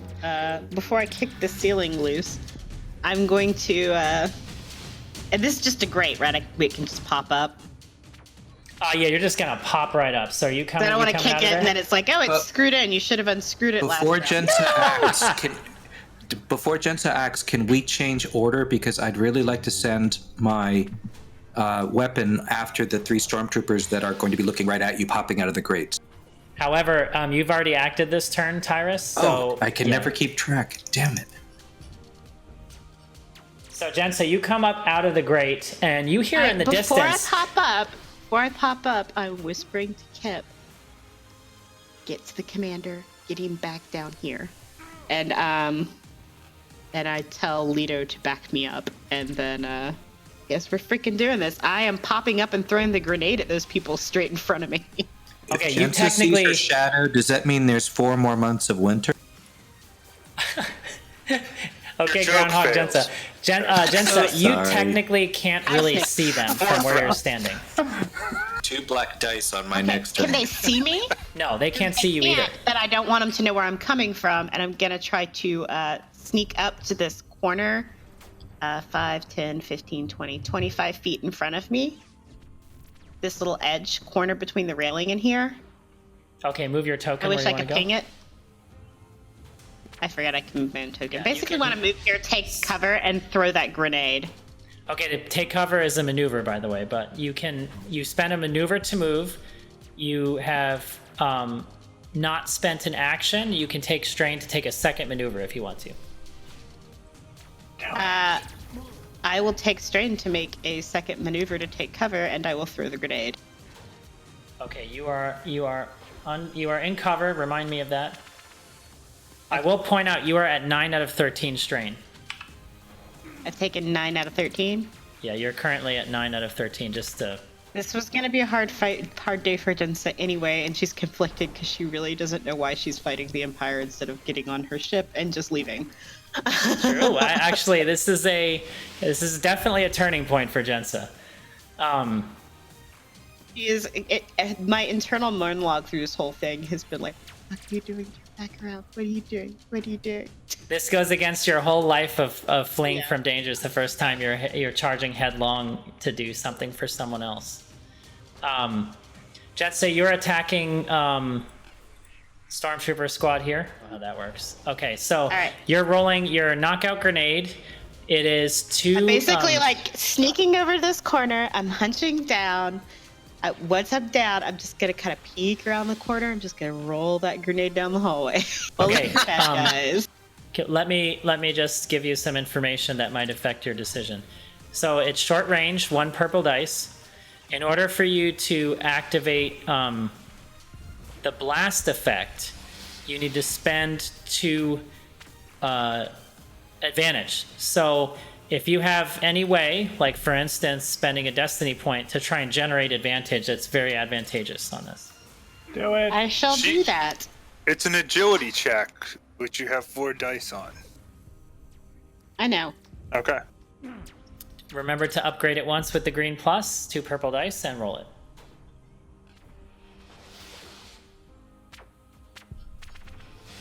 Yay! Nice. Wow. That is 4 successes. Okay, so net 16 damage. Now you got a single triumph, so a single advantage. So you get to use that how you see fit. Well, that doesn't make it blast, right? Unfortunately, it does not. However, you can spend it in. I'm going to these use ways. that. You can recover strain with it, which might I'm be a good recovering idea. strain with it. I'm feeling better about this already. The minute someone dies, I feel much better. Okay, so as the grenade rolls down the thing, you can see the stormtroopers look down like, huh? What is that? And before they can even react, it explodes. Now, instead of a normal sort of like incendiary explosion, it explodes in this blue pulse of shocking kind of stun energy. And you see 3 of the 4 drop as electrical arcs between them, and they're kind of convulsing on the floor as almost like they're just being actively electrocuted. Only 1 remains standing. By the way, I'll remind you, minions do not have strain, so strain weapons basically inflict wounds. Basically, after she rolls that down the hallway, it's lightsaber one hand, gun in the other. I forgot. Hang on 1 second. I forgot there's soak. So it's actually 2 of them that died, not 3. Okay. Well, they're knocked out, I guess. Oh, wait. Who's left? Are you pulling your lightsaber out? Lightsaber in one hand, gun in the other. OMG. Here we go. And there is no stun setting on my gun as previously. All right, there, Captain discussed. Kirk. I don't believe in stunning people. I think it's fine. If you're gonna point a gun at somebody, you need to kill them. That is Jens's personal belief. That makes her appreciate her gun more. If she's pointing a gun at someone, she knows that she's at a point where she's ready to full kill autoed them. a group of people. He's not worried. Yeah. I don't think Isshwarr has any compunction about that. Isshwarr probably doesn't have a stun setting either. Just saying. You just All haven't right. manually removed yours from all your weapons. Now, All right, next party slot. L3, do you want to go? Sure. As soon as Isshwarr opens fire, you would see I love how he's German now, Isshwarr. Isshwarr. You will see L3's central photoreceptor like bleed into a red color from its normal, and he'll just turn to Kip and say, "I believe the Wookiee has opened negotiations." Well done. And he will. Well done. Expertly, I might add. I will pop out of the grate, and the last order I was received was to assist Jensa. So, how far can I get with my one? Short range, so is like Get- in this area. That would be draw it for me. That'd be 2 maneuvers, but you could do that. Yeah, if I took the strain, correct? Correct. Don't get shot in the face again. Yeah, I'm worried about that. Stealth. Oh, yes, thank you. Can I you go say MILF? here? Stealth. Oh, No, there's none of that in this group yet. okay. The clingy. Yes. Can I go Just to checking. this location, activate my stealth routine, and hopefully go unseen next turn? Okay, since you are not technically in view of them right now, make me an average stealth check. Because they have poor perception. Yeah, they're stormtroopers. Can't see shit in this thing. You succeed. So technically, you are unnoticed by the stormtrooper squad in front of you. Take that. You are considered stealth as far as they are concerned. Understood. You spent 2 maneuvers. You took 2 strain to do so. Do you have an action? Oh, I thought stealthing was my action. Oh, yes, it would. You're right. Sorry. And okay. since I moved in short range, I didn't use an extra maneuver for the strain. Oh, I just moved to the doorway. Don't let the GM steal your strain. Okay, here we go. All right, Oh, actually, stormtrooper. no, to be fair, GM, I did have that 1 setback dice, did I? So What roll was that black for? dice. My failed warfare check for determining like a weakness on the Dark Trooper. Yeah, you know what? That was so far out of this current scenario that I'm going to let that slide. Okay, I just wanted to be fair. Yeah, thank you. Okay, so Stormtrooper Squad 1, what's left of them, actually, runs to take partial cover, spending a maneuver here, and they are going to... Well, can they shoot you from there? Let's see. Who would they shoot? Range on their right. Okay, so they have long range. They're shooting at Isshwarr. The one who basically just annihilated these guys them. down here. I got it. There's Yeah, not these guys they. here. There's just one. There's Don't just they one left. Don't they lose some skill points or something?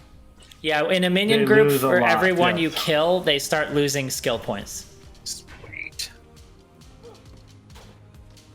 I was like, come at me, bro. Was this the woozy one too? And one black dice for my cover as well. one cover for you, and I am going to upgrade that with a destiny point. Oh, get back to me. Okay, it did not populate the damage, but let me figure that out real fast. Making some damage. You know what that means. Blaster rifle damage 9, so 11 damage first. Soak 6. Soak is 6, so you took 5 wounds, which I will add for you. That's your first 5 wounds this fight.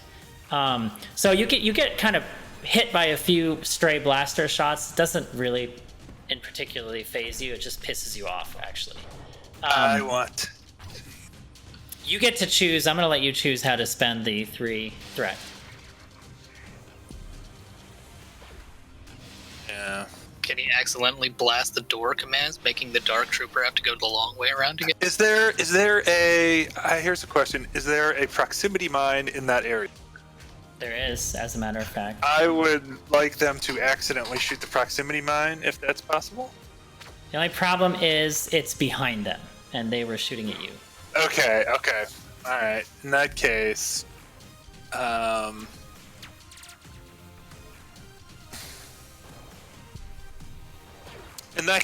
I will just give me a extra boost dice, and an opponent may immediately perform a free maneuver. How about that? So you have 3 to use, and you spent 2 on getting a boost dice. So you have 1 left, so you can cause the active character to suffer 1 strain, or lose the benefit of a prior maneuver, so they lose their cover. Yes, that. Okay, so they have moved out of cover and no longer are protected by it in order to line up that shot. And, what was the other thing? The boost dice. You get a boost dice, remember that. You get a boost dice. Will do. Okay, so Stormtrooper Squad 2. Stormtrooper Squad 2 moves in front of the Alliance Infantry and Commander Stray, still keeping them within view, and takes a position at the doorway. Let's see. That's all they're going to do. Dark Trooper moves here, and once he calmly turns to survey the scene in an almost sort of like inhuman kind of coolness, and he let's see, he is going to, he puts down his large sort of Gatling cannon, and over his shoulder you see a small tube come up off his back, and he is actually firing the missile tube at you. Alright, might I ask the range on that? Is it only, how close am I, actually? He's going to have to take 2 strain and you spend a maneuver to get this ready, because it has to be loaded. So he is taking 2 strain, which is actually 2 wounds, which ignores soak. He loads the cannon. He is within range. The blast effect will be just its short range blast. So he is safe from the blast. It ignores 10 points of soak, and it is guided, meaning if the attack is unsuccessful, he can spend advantage at the end of the turn to make it sort of home in and re-attack. Do you have any kind of defensive maneuver talents I need to know about? Not that would affect this, no. All right, so he is firing the missile. Gonna hurt. I'm cringing already. Oh my god! All right, so as the missile detonates, as it hits, he activates the blast rating, and so unfortunately But it was only one success. Isn't blast like 3 or 4? No, blast in this case, it says in the missile tube two. So he activates the blast, which actually annihilates the poor troopers. Okay, so better that instead of critting, I suppose. Let's see, damage 20. I don't know why the damage is 21. The damage should be 20. I can't really make sense out of that. He'd have to spend an extra success to make it 21. So it's 20 damage. What is your soak? 6. Okay, so it is 14 damage. That is a bell ringer for sure. As it detonates, you kind of go flying backwards, sort of flipping back over the table, furs singe, smoke everywhere. You grab the table with one hand as you're, instead of toppling over backwards and falling prone, you kind of grab with one hand and flip yourself over, landing back on your feet. But all you can hear in your ears is like a ringing. The world around you is just sort of a blur for the moment. Imperial Army officer's turn. He immediately directs the stormtrooper squad to make one free attack on Jensa. There's only one of them, 2 of them left, right? Correct. And she has cover, right? She has cover. I do.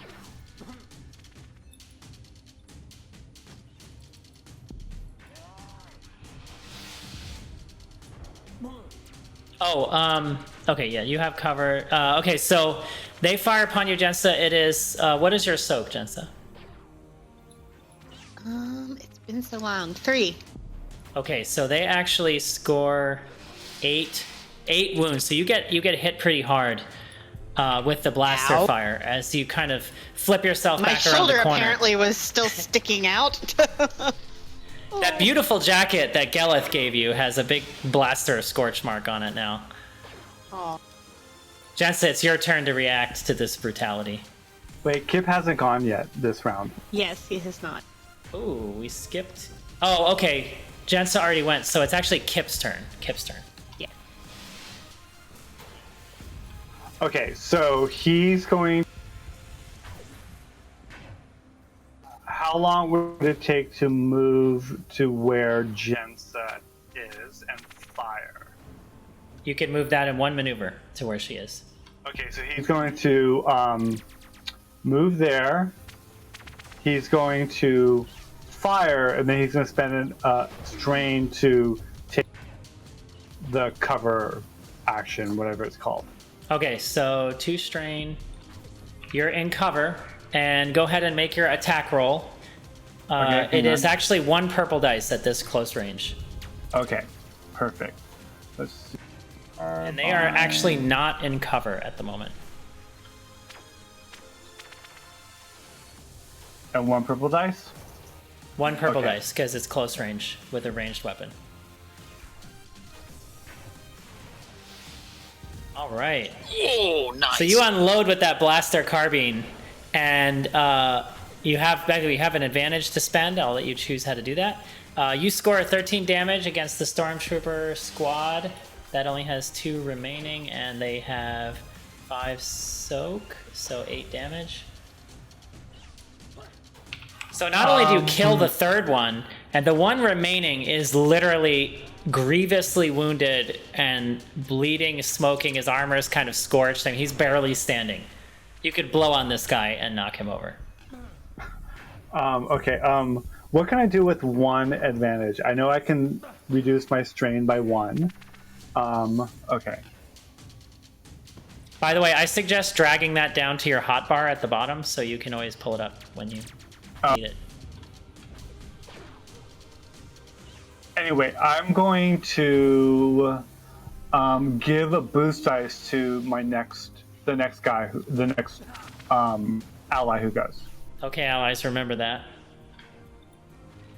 Alliance infantry. They look, and they're actually going to make a coordination check to try and take advantage of the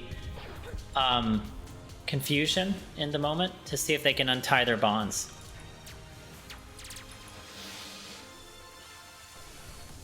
Unfortunately, okay, they do not succeed. They're trying desperately, but they kind of slump over and are unable to help.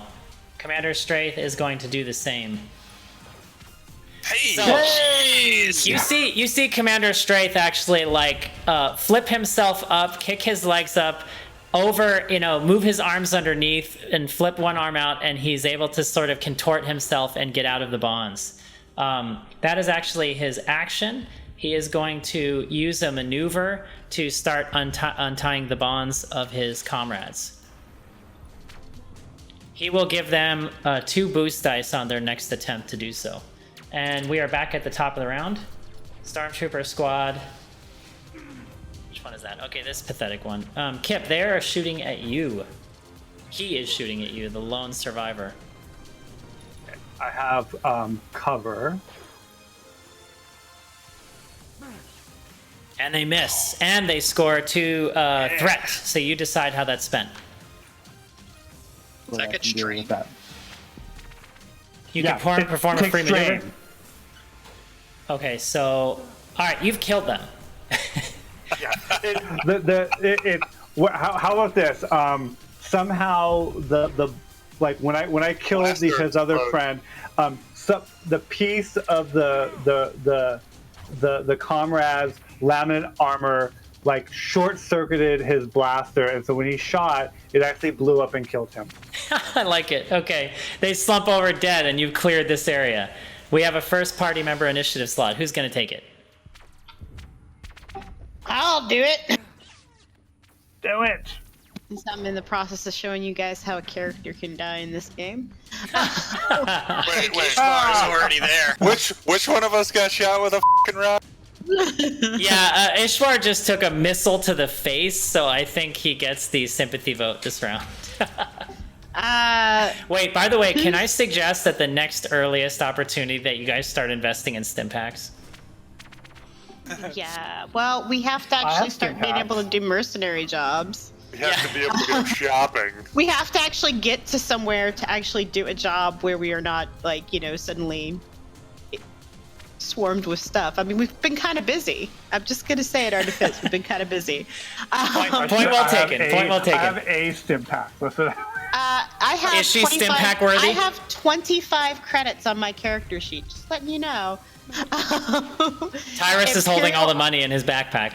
In his fanny pack. The Imperial Army officer up here. Okay, yeah, you can see him across this sort of little chasm there. He is behind the computer desk. Away? He is, okay, he's right on the rim of short range, yeah. Okay. I would like to perform a hawk-bat swoop maneuver with my lightsaber. Ooh, I'm so excited. Nobody's used this yet. Nobody's used this yet. I am going to attack him, and it's going to give me a boost, and if I hit him, then I end up in close range, correct? You F him up. Okay, let's see. That is part of your Ataru Striker, right?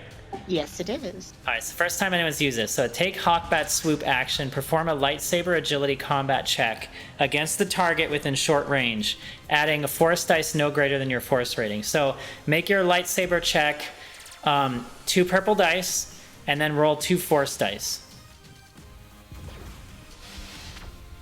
With the force dice separately at the end?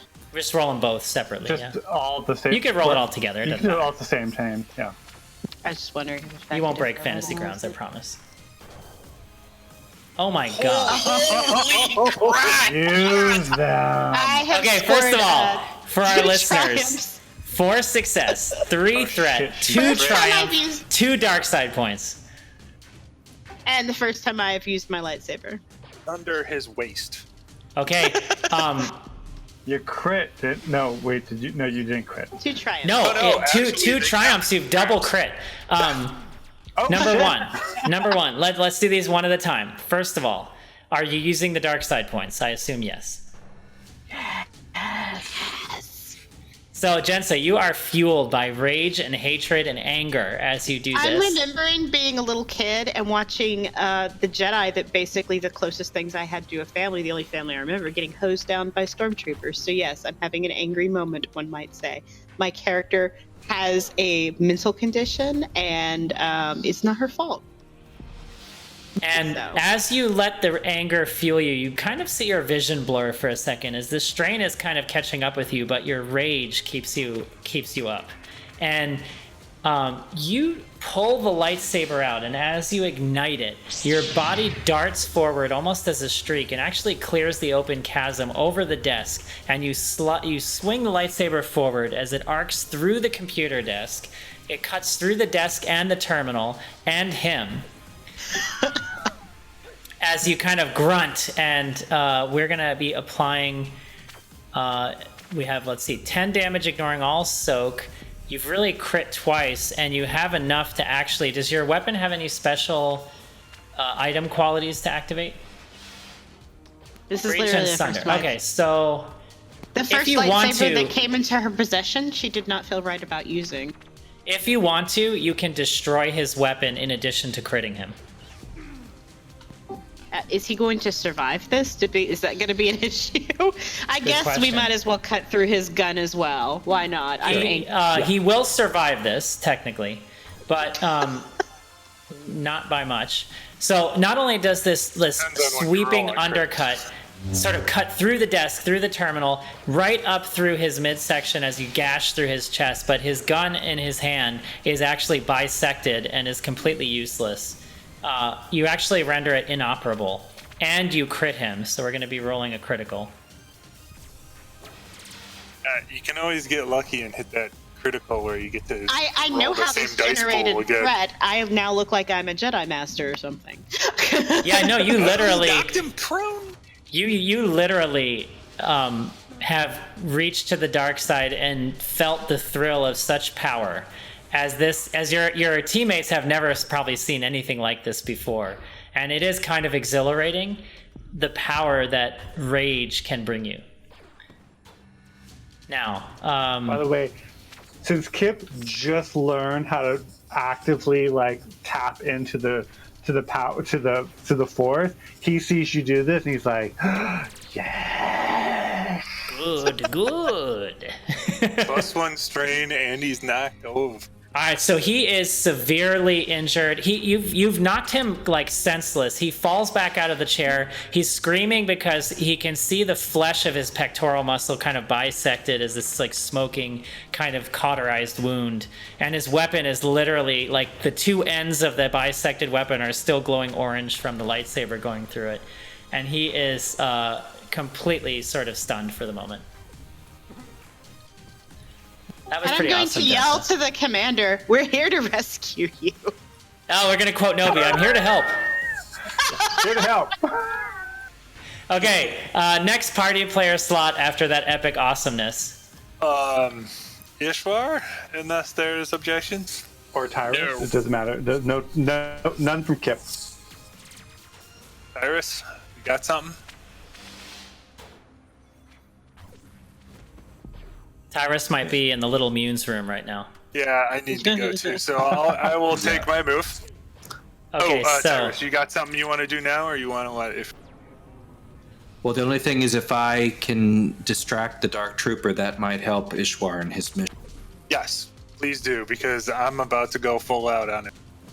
So my maneuver is to Tyrus, move. you have seen him just take a rocket to the face and survive. Yeah, he's not looking healthy, but he's alive. It's a start. I love that sort of I will not be impressed. It's acceptable. Victor would say it was an improvement on his look. Wookiee racism. It's Okay, so true. Tyrus, what are you doing? Well, I've just moved to the corner there, so I'm still not in view of the Dark Troop. Yes, you are. You can see Yeah, him. you are. No, I'm not in view of. He can't see me. Let's say if you want to cross that corner, he'll be able to see you. I'll leave that up to you. I don't want to cross the corner, but I want to make sure I'm in range of him to send out my lights. Okay. You're going to have to come around the corner slightly to do that. Be covered behind the. But I will let you, if you want to spend 2 strain, you can step out, make the attack, let the lightsaber go, and then you can step back behind the wall if you want to do that. I think that might be wise. All right, so you're taking 2 strain for an extra maneuver. So first, you will be rolling a lightsaber combat check with 2 purple dice. In fact, 1 purple dice, because I'm sorry, no, it's a melee attack even though it's at range. So it's 2 purple dice, and you're going to roll your force check of 2 force dice. Ooh, this is going to be fun. Okay. So spending those dark side points. All right, so 3 success, 1 threat, 2 dark side points. Let's quickly run through for your teammates who might not have a clear idea of what you're doing. Your force power, Eladar's Dueling Wit, will allow you to make a ranged attack within short range using your lightsaber. So you need to use those points, both of them. I have a very specific idea. I have Sum Gem. I can spend. Oh, I don't have enough successes. I was going to say I can disarm the opponent, but I don't have enough successes. Yeah, you don't. Advantages. Put his gun down anyway. So Tyrus, if you want to just make the attack and leave your lightsaber engaged with him, there are some tactical advantages to doing that. If he has the lightsaber in his face, he is going to have disadvantage when attacking with ranged weapons. And he will not be able to use any gunnery weapons either, because it's like someone is fighting him in melee. So if you're going to leave your weapon in front of him, you only need to use one of those 2 dark side points. If I do that, what do I do with the other? Nothing. The other is wasted. It has no function. Would there be an alternative scenario? To fail the skill check and make no attack this round. I don't like that scenario. So okay, well I will while I'm my tinkering with saber in his face. Yeah, while I'm tinkering with the character sheet and doing this, tell us how you're reaching into the dark side to make this attack.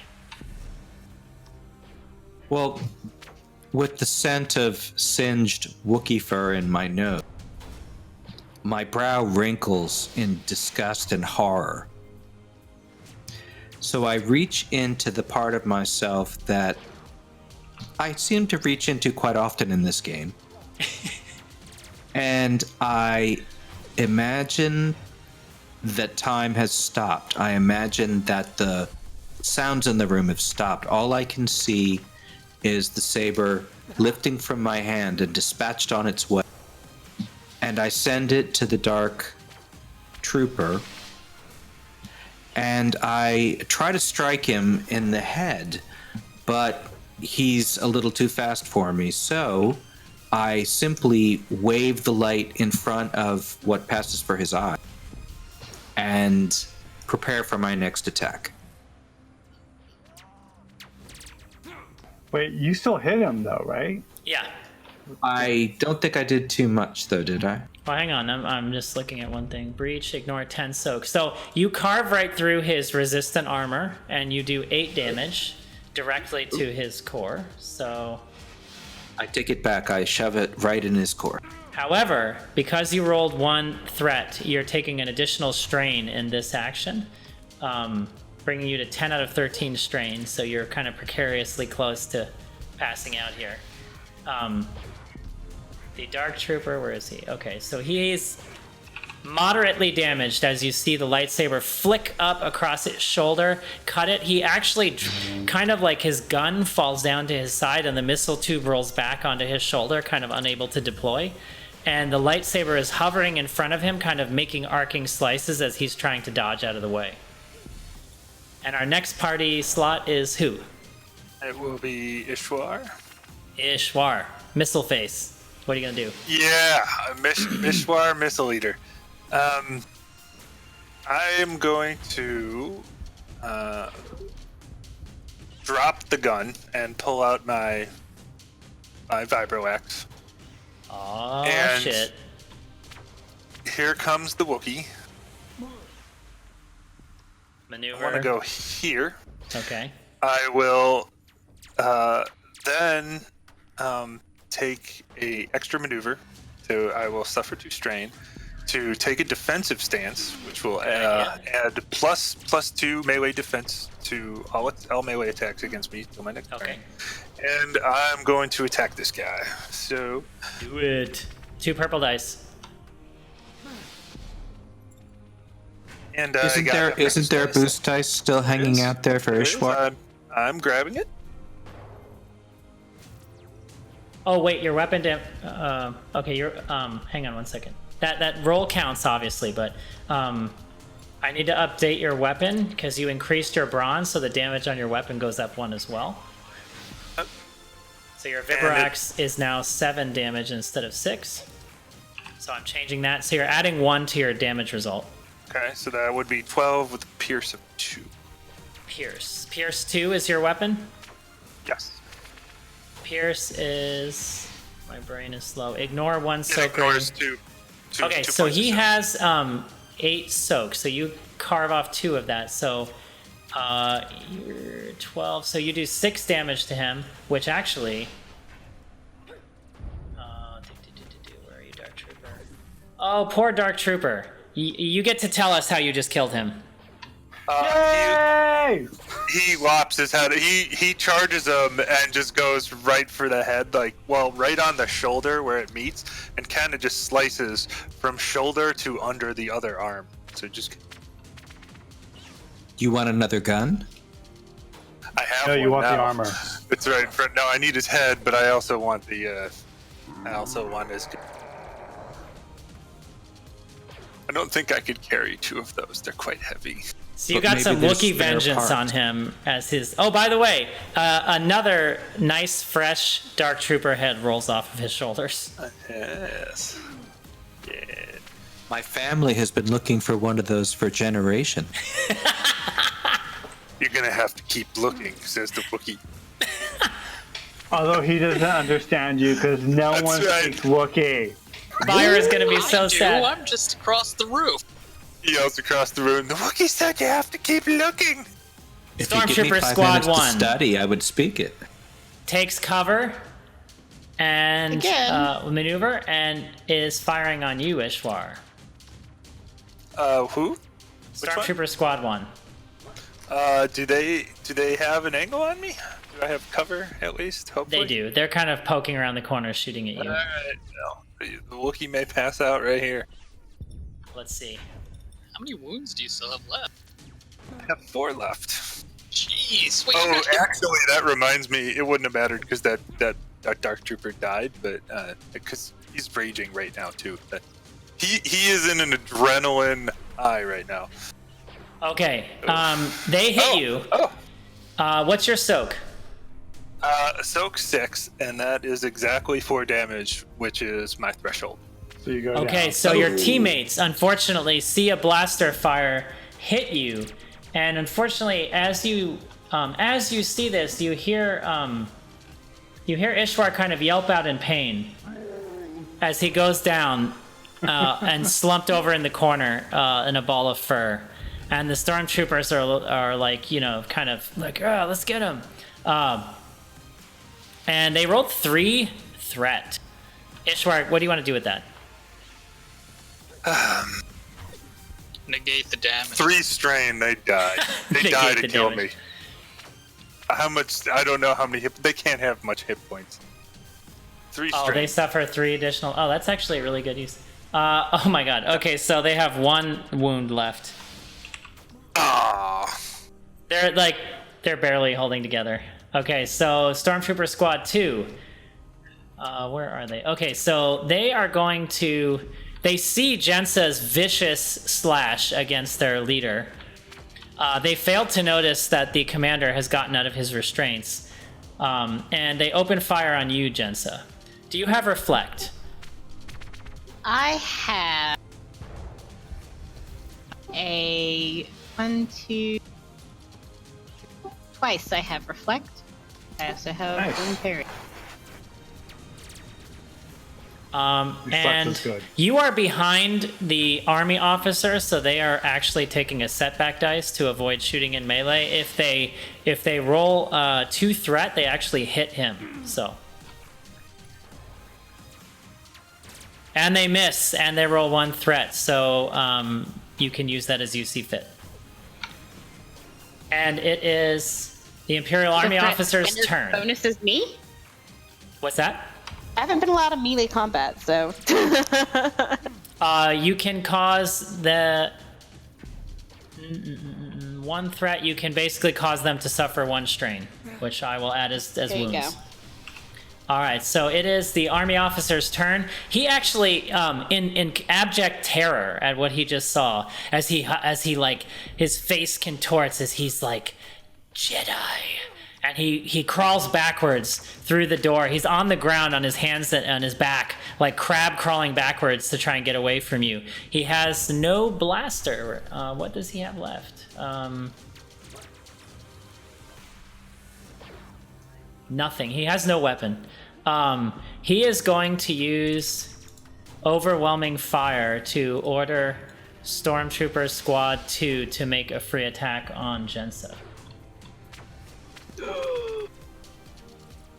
Who, let's see, 2 purple dice.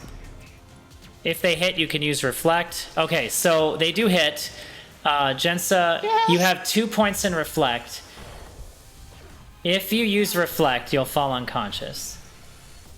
If you take the damage, you'll fall unconscious. So I think we're... Unless you have any other talents that you can use.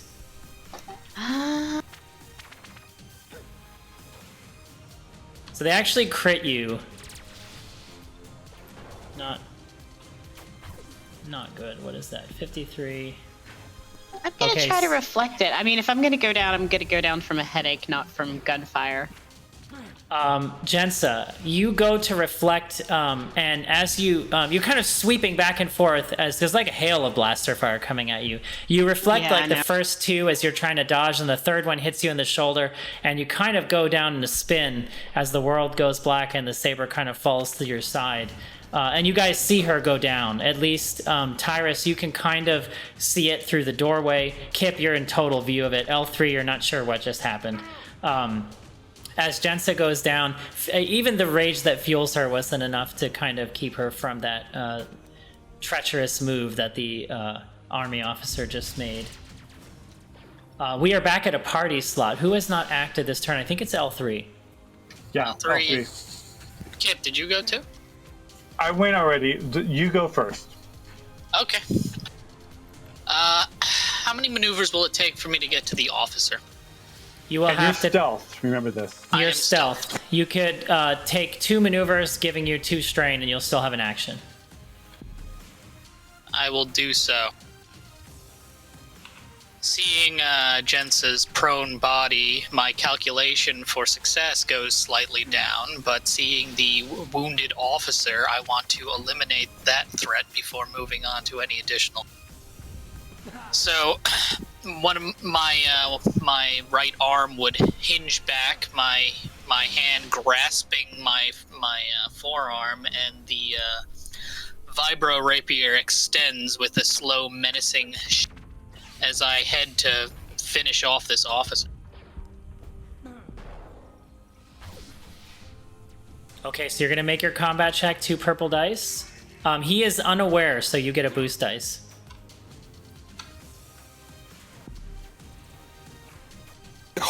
Nice. Whoa. Okay. There's a lot going on with this roll. We got 2 success and 4 advantage. So L3, first, before we resolve the damage, those 4 advantage are more than enough to trigger your crit.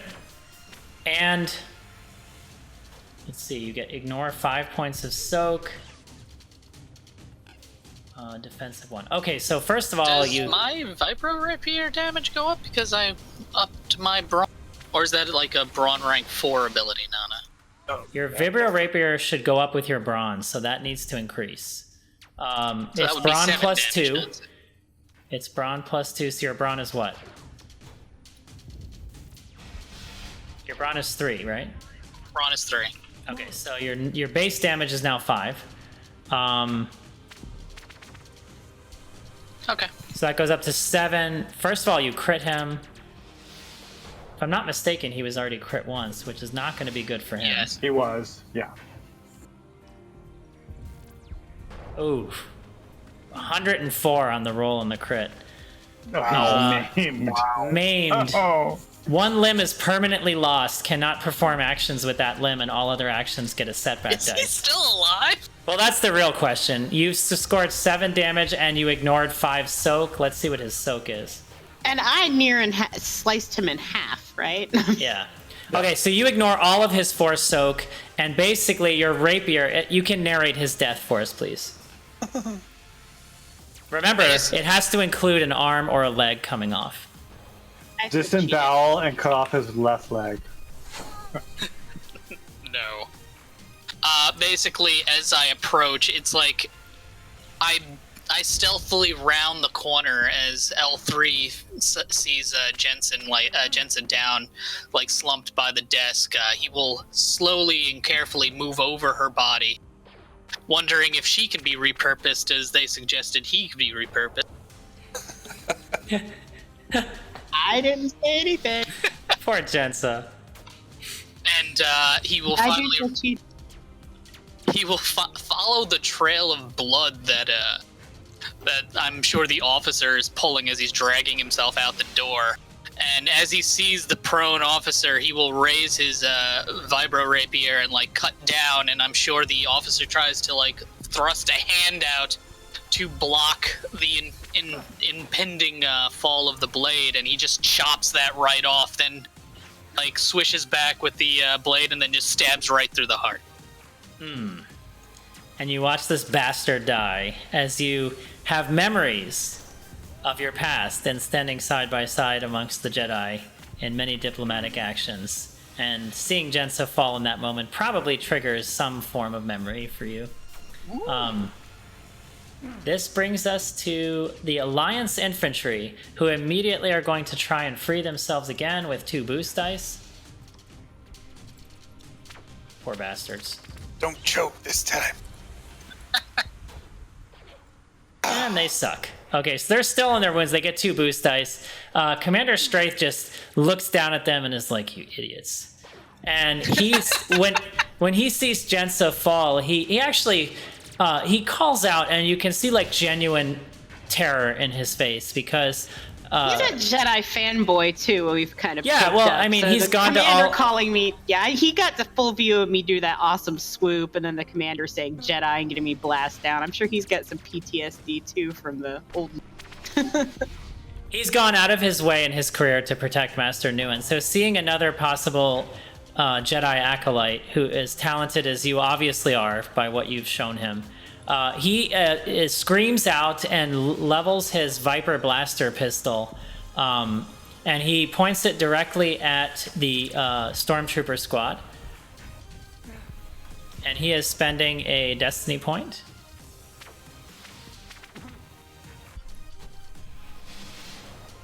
And he actually...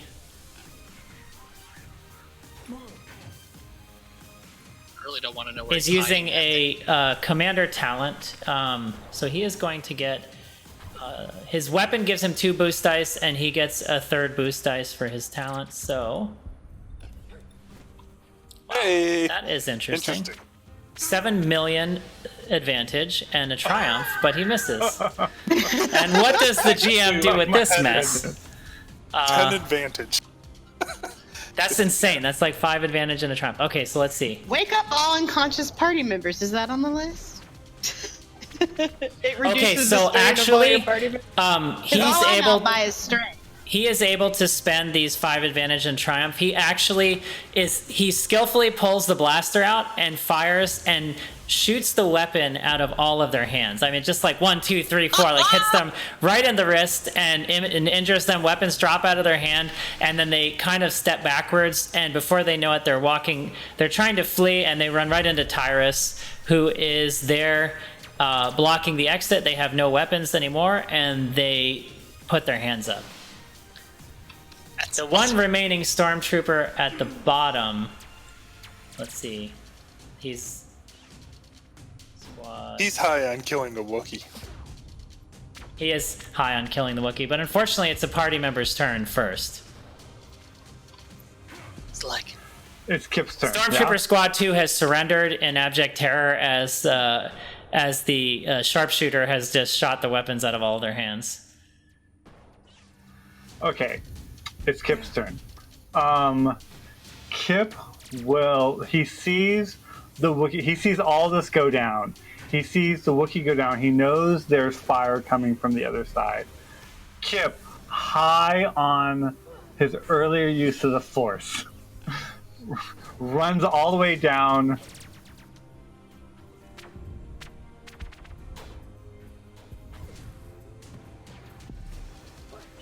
He will run all the way down here.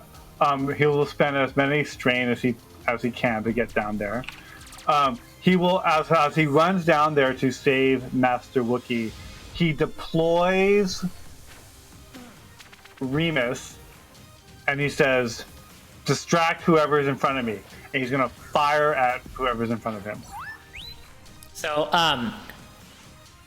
okay, so mechanically, what does Remus do for you in this situation? Just Nothing. That was all narrative. okay, all narrative, because like the only reason I ask is actually you have talents later that cause him to have combat effects. So yeah, but he didn't have that yet. So that's all narrative. So he goes out, he flies out from the backpack, and initially, like immediately upon being issued the command, he goes to kind of just do flybys with around the stormtroopers and try and distract them. Go ahead and make your attack roll with one purple dice.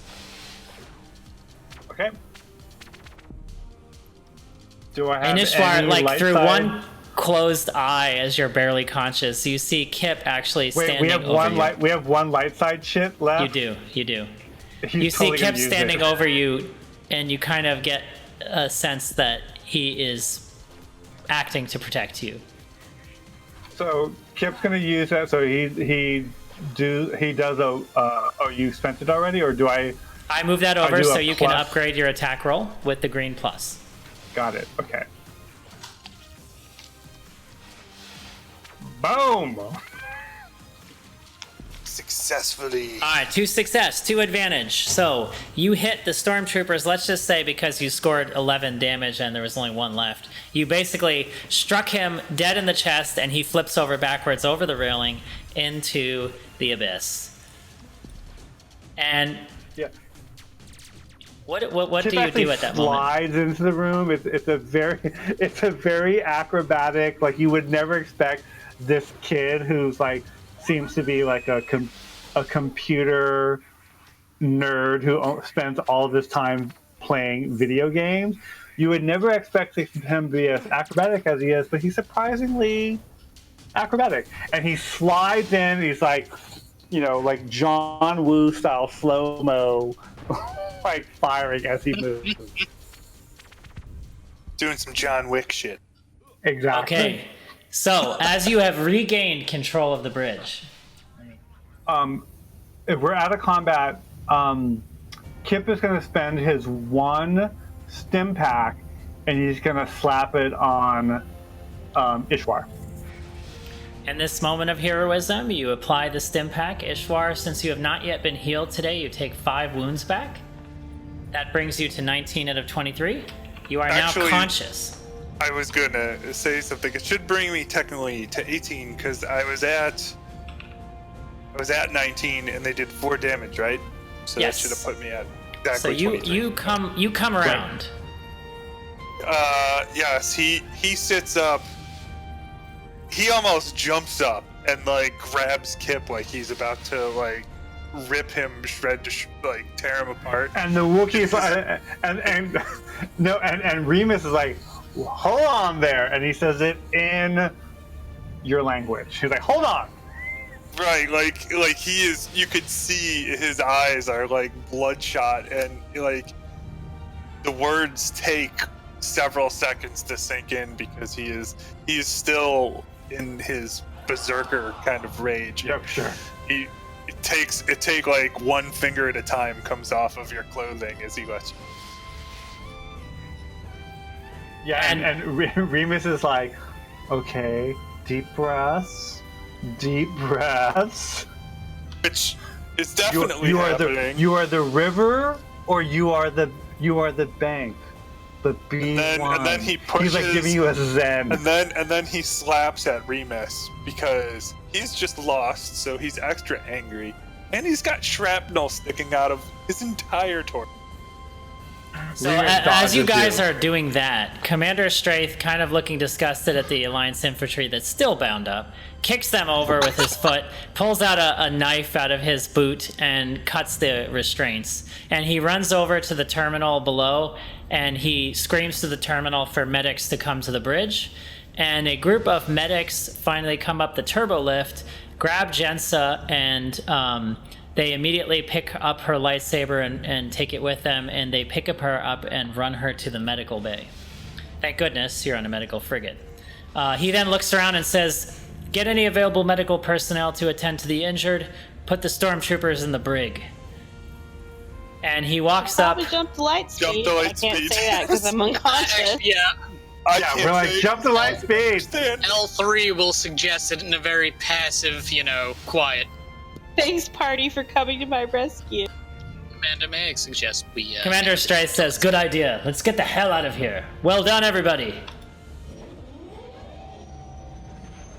And you finally, as like the Intrepid Will is closing in and ready to unleash another salvo, you can kind of see the ship just streak away as the stars stretch before you.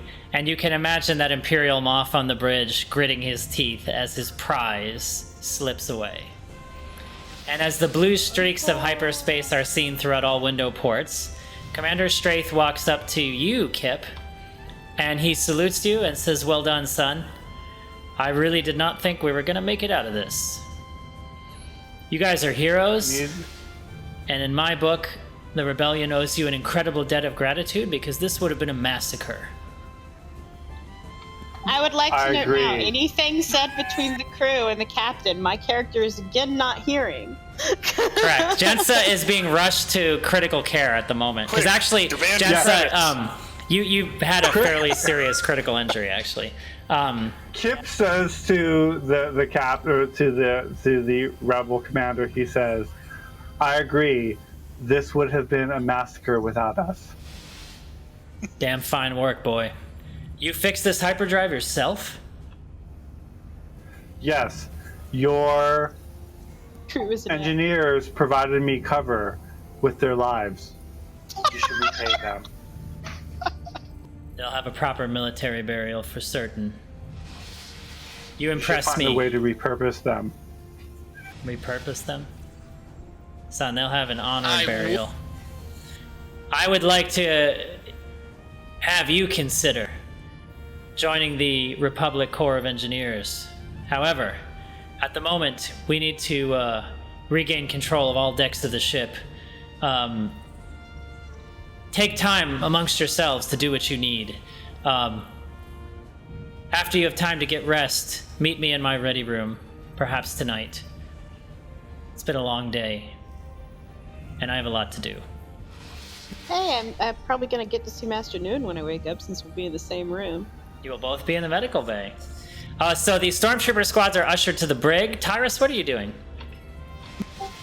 I'm looking at what's left of the Dark Trooper, I would have wondering if there are any spare parts or anything we can... Is there anything we can grab? Oh, don't worry about that. Kip is literally taking apart anything that is worth taking apart. Yeah, Isshwarr is holding onto the head. If you want to make a...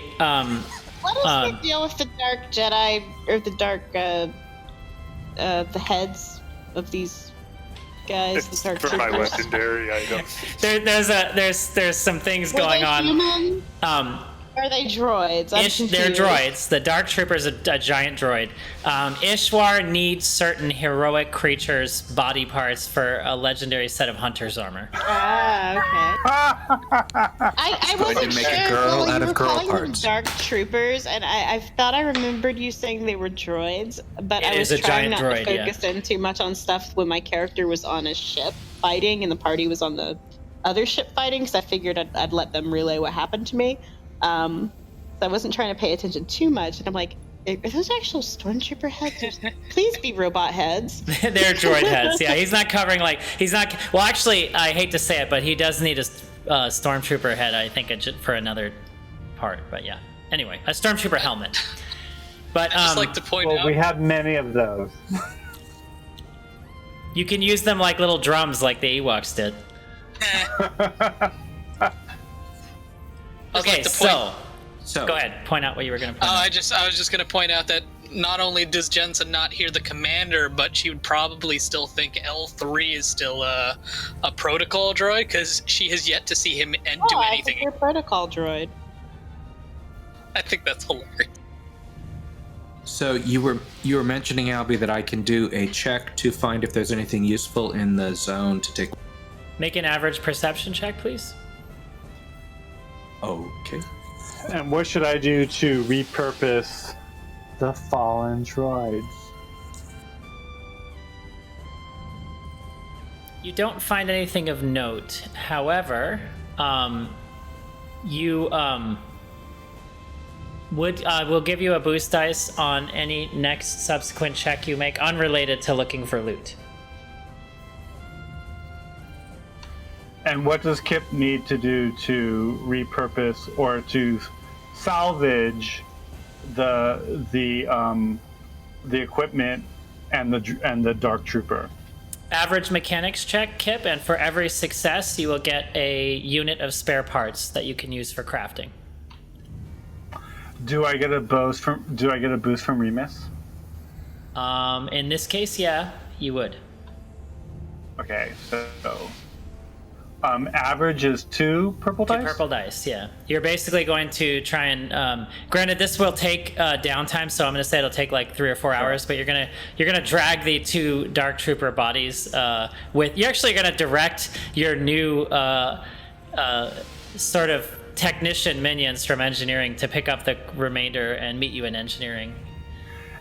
And now that he's learned how to tap a little bit into the Force, Kip is going to use his new Force power to use it because he's drunk on power. He saw what he can do, and he saw what Jensen can do, and he's curious because there must be a way to quantify this.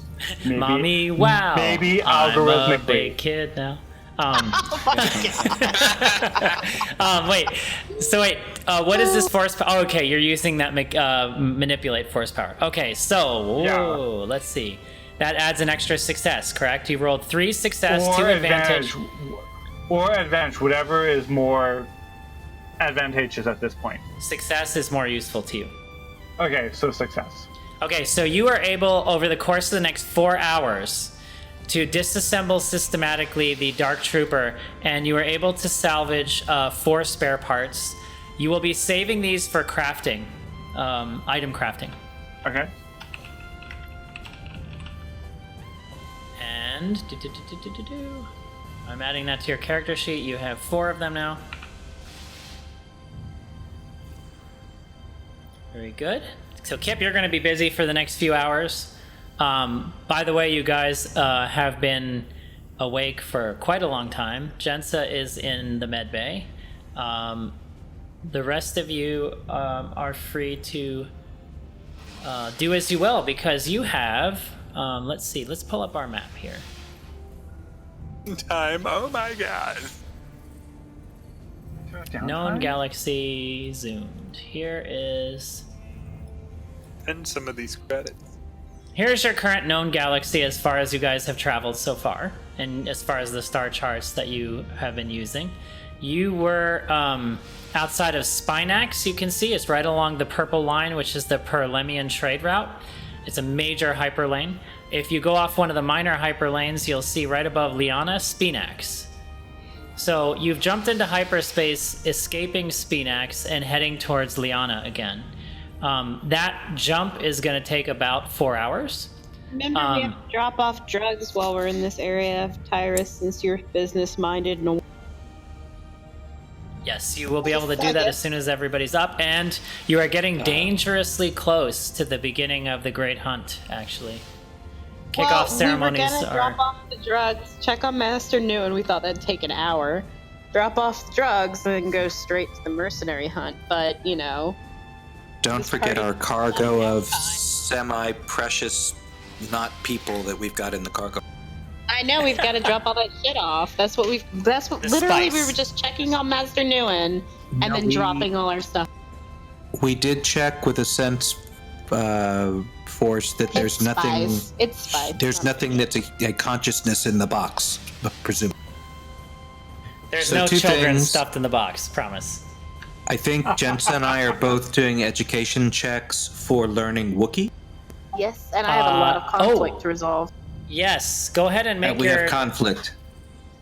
Okay, so first of all, make your education check. So you have, 4 to 6 hours to spend while you're in hyperspace to kind of attend to business. Oh, Tyrus Von Donner, with your success and triumph. Okay, let me run up to your total here. I got nothing. I got an advantage. Yay. Jet, so you're at 3 out of 10. Tyrus, you're 4 out of 10. For that. Jensa's technically in critical care right now, but no. We'll count that But later. I've been hearing a lot of Wookiee. It's You have. subliminal. So I think this is actually a good place to stop for tonight. And what we'll do is we'll pick up on the next session. First with you guys or Jensa or whoever else wants to participate in that being revived, A, and B, having time to visit and discuss the situation with Master Newen. You have a meeting with the commander with your remaining time in hyperspace. You guys need to sleep, and then you can proceed from there. Yeah, I'm sure Jens has lots of fun when she's unconscious. I'm sure I'm gonna have all kinds of fun dreams to wake. Don't tell Hawk. That's not a good look. How do I Actually- roll my conflict? It's been a long time since I've had to roll it, and I'm in a weird situation with my conflict this session. Okay, Jen, so yeah, we have some special stuff to do with you. First of all, fearsome wounds. So you have a critical injury that will have to be attended to when we'll deal with that next session. Let's pull up everybody who has conflict. That includes Jensa, Tyrus, and I think that's it, right? No one else got conflict this game. No conflict here. All right, the two of you roll a d10, please. I don't think Isshwarr had any conflict whatsoever. And Kip, the first time he rolled, Jensa, you get to add force 5. is You get always to add light. 5 to your result, Jensa, for your heroic actions. Cool. So your net result is 7. You had 4 conflict. So normally you would go up by 3 in your morality, but in this case, because your morality was triggered, and just to kind of explore that, your character's normal morality spectrum has to do with your emotional weakness being coldness and your emotional strength independence. So normally you run from a fight, you're always sort of out for number 1 and usually kind of trying to save your own hide. But in this case, you set that aside and you went out of your way and then put yourself in horrible danger and grievous wounds Almost died. Yes. to save your master, who for the first time you now have someone to look up to and perhaps be educated by. So this marks the turning point in your character's development. And instead of going up by 3, the bonus is actually doubled. So you're increasing by 6 on the morality scale.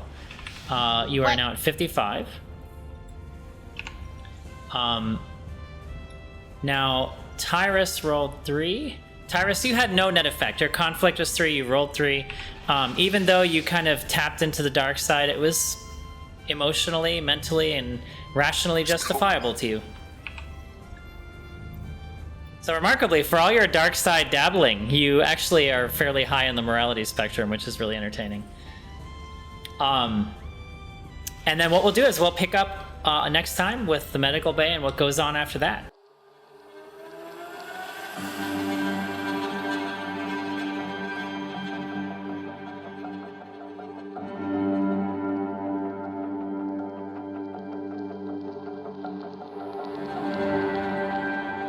And that brings us to the end of our show tonight. Join us on our next episode when our heroes will finally have a chance to reunite with Master Nguyen and be named heroes of the Rebel Alliance, perhaps? Have a great week. We'll see you soon. Bye-bye.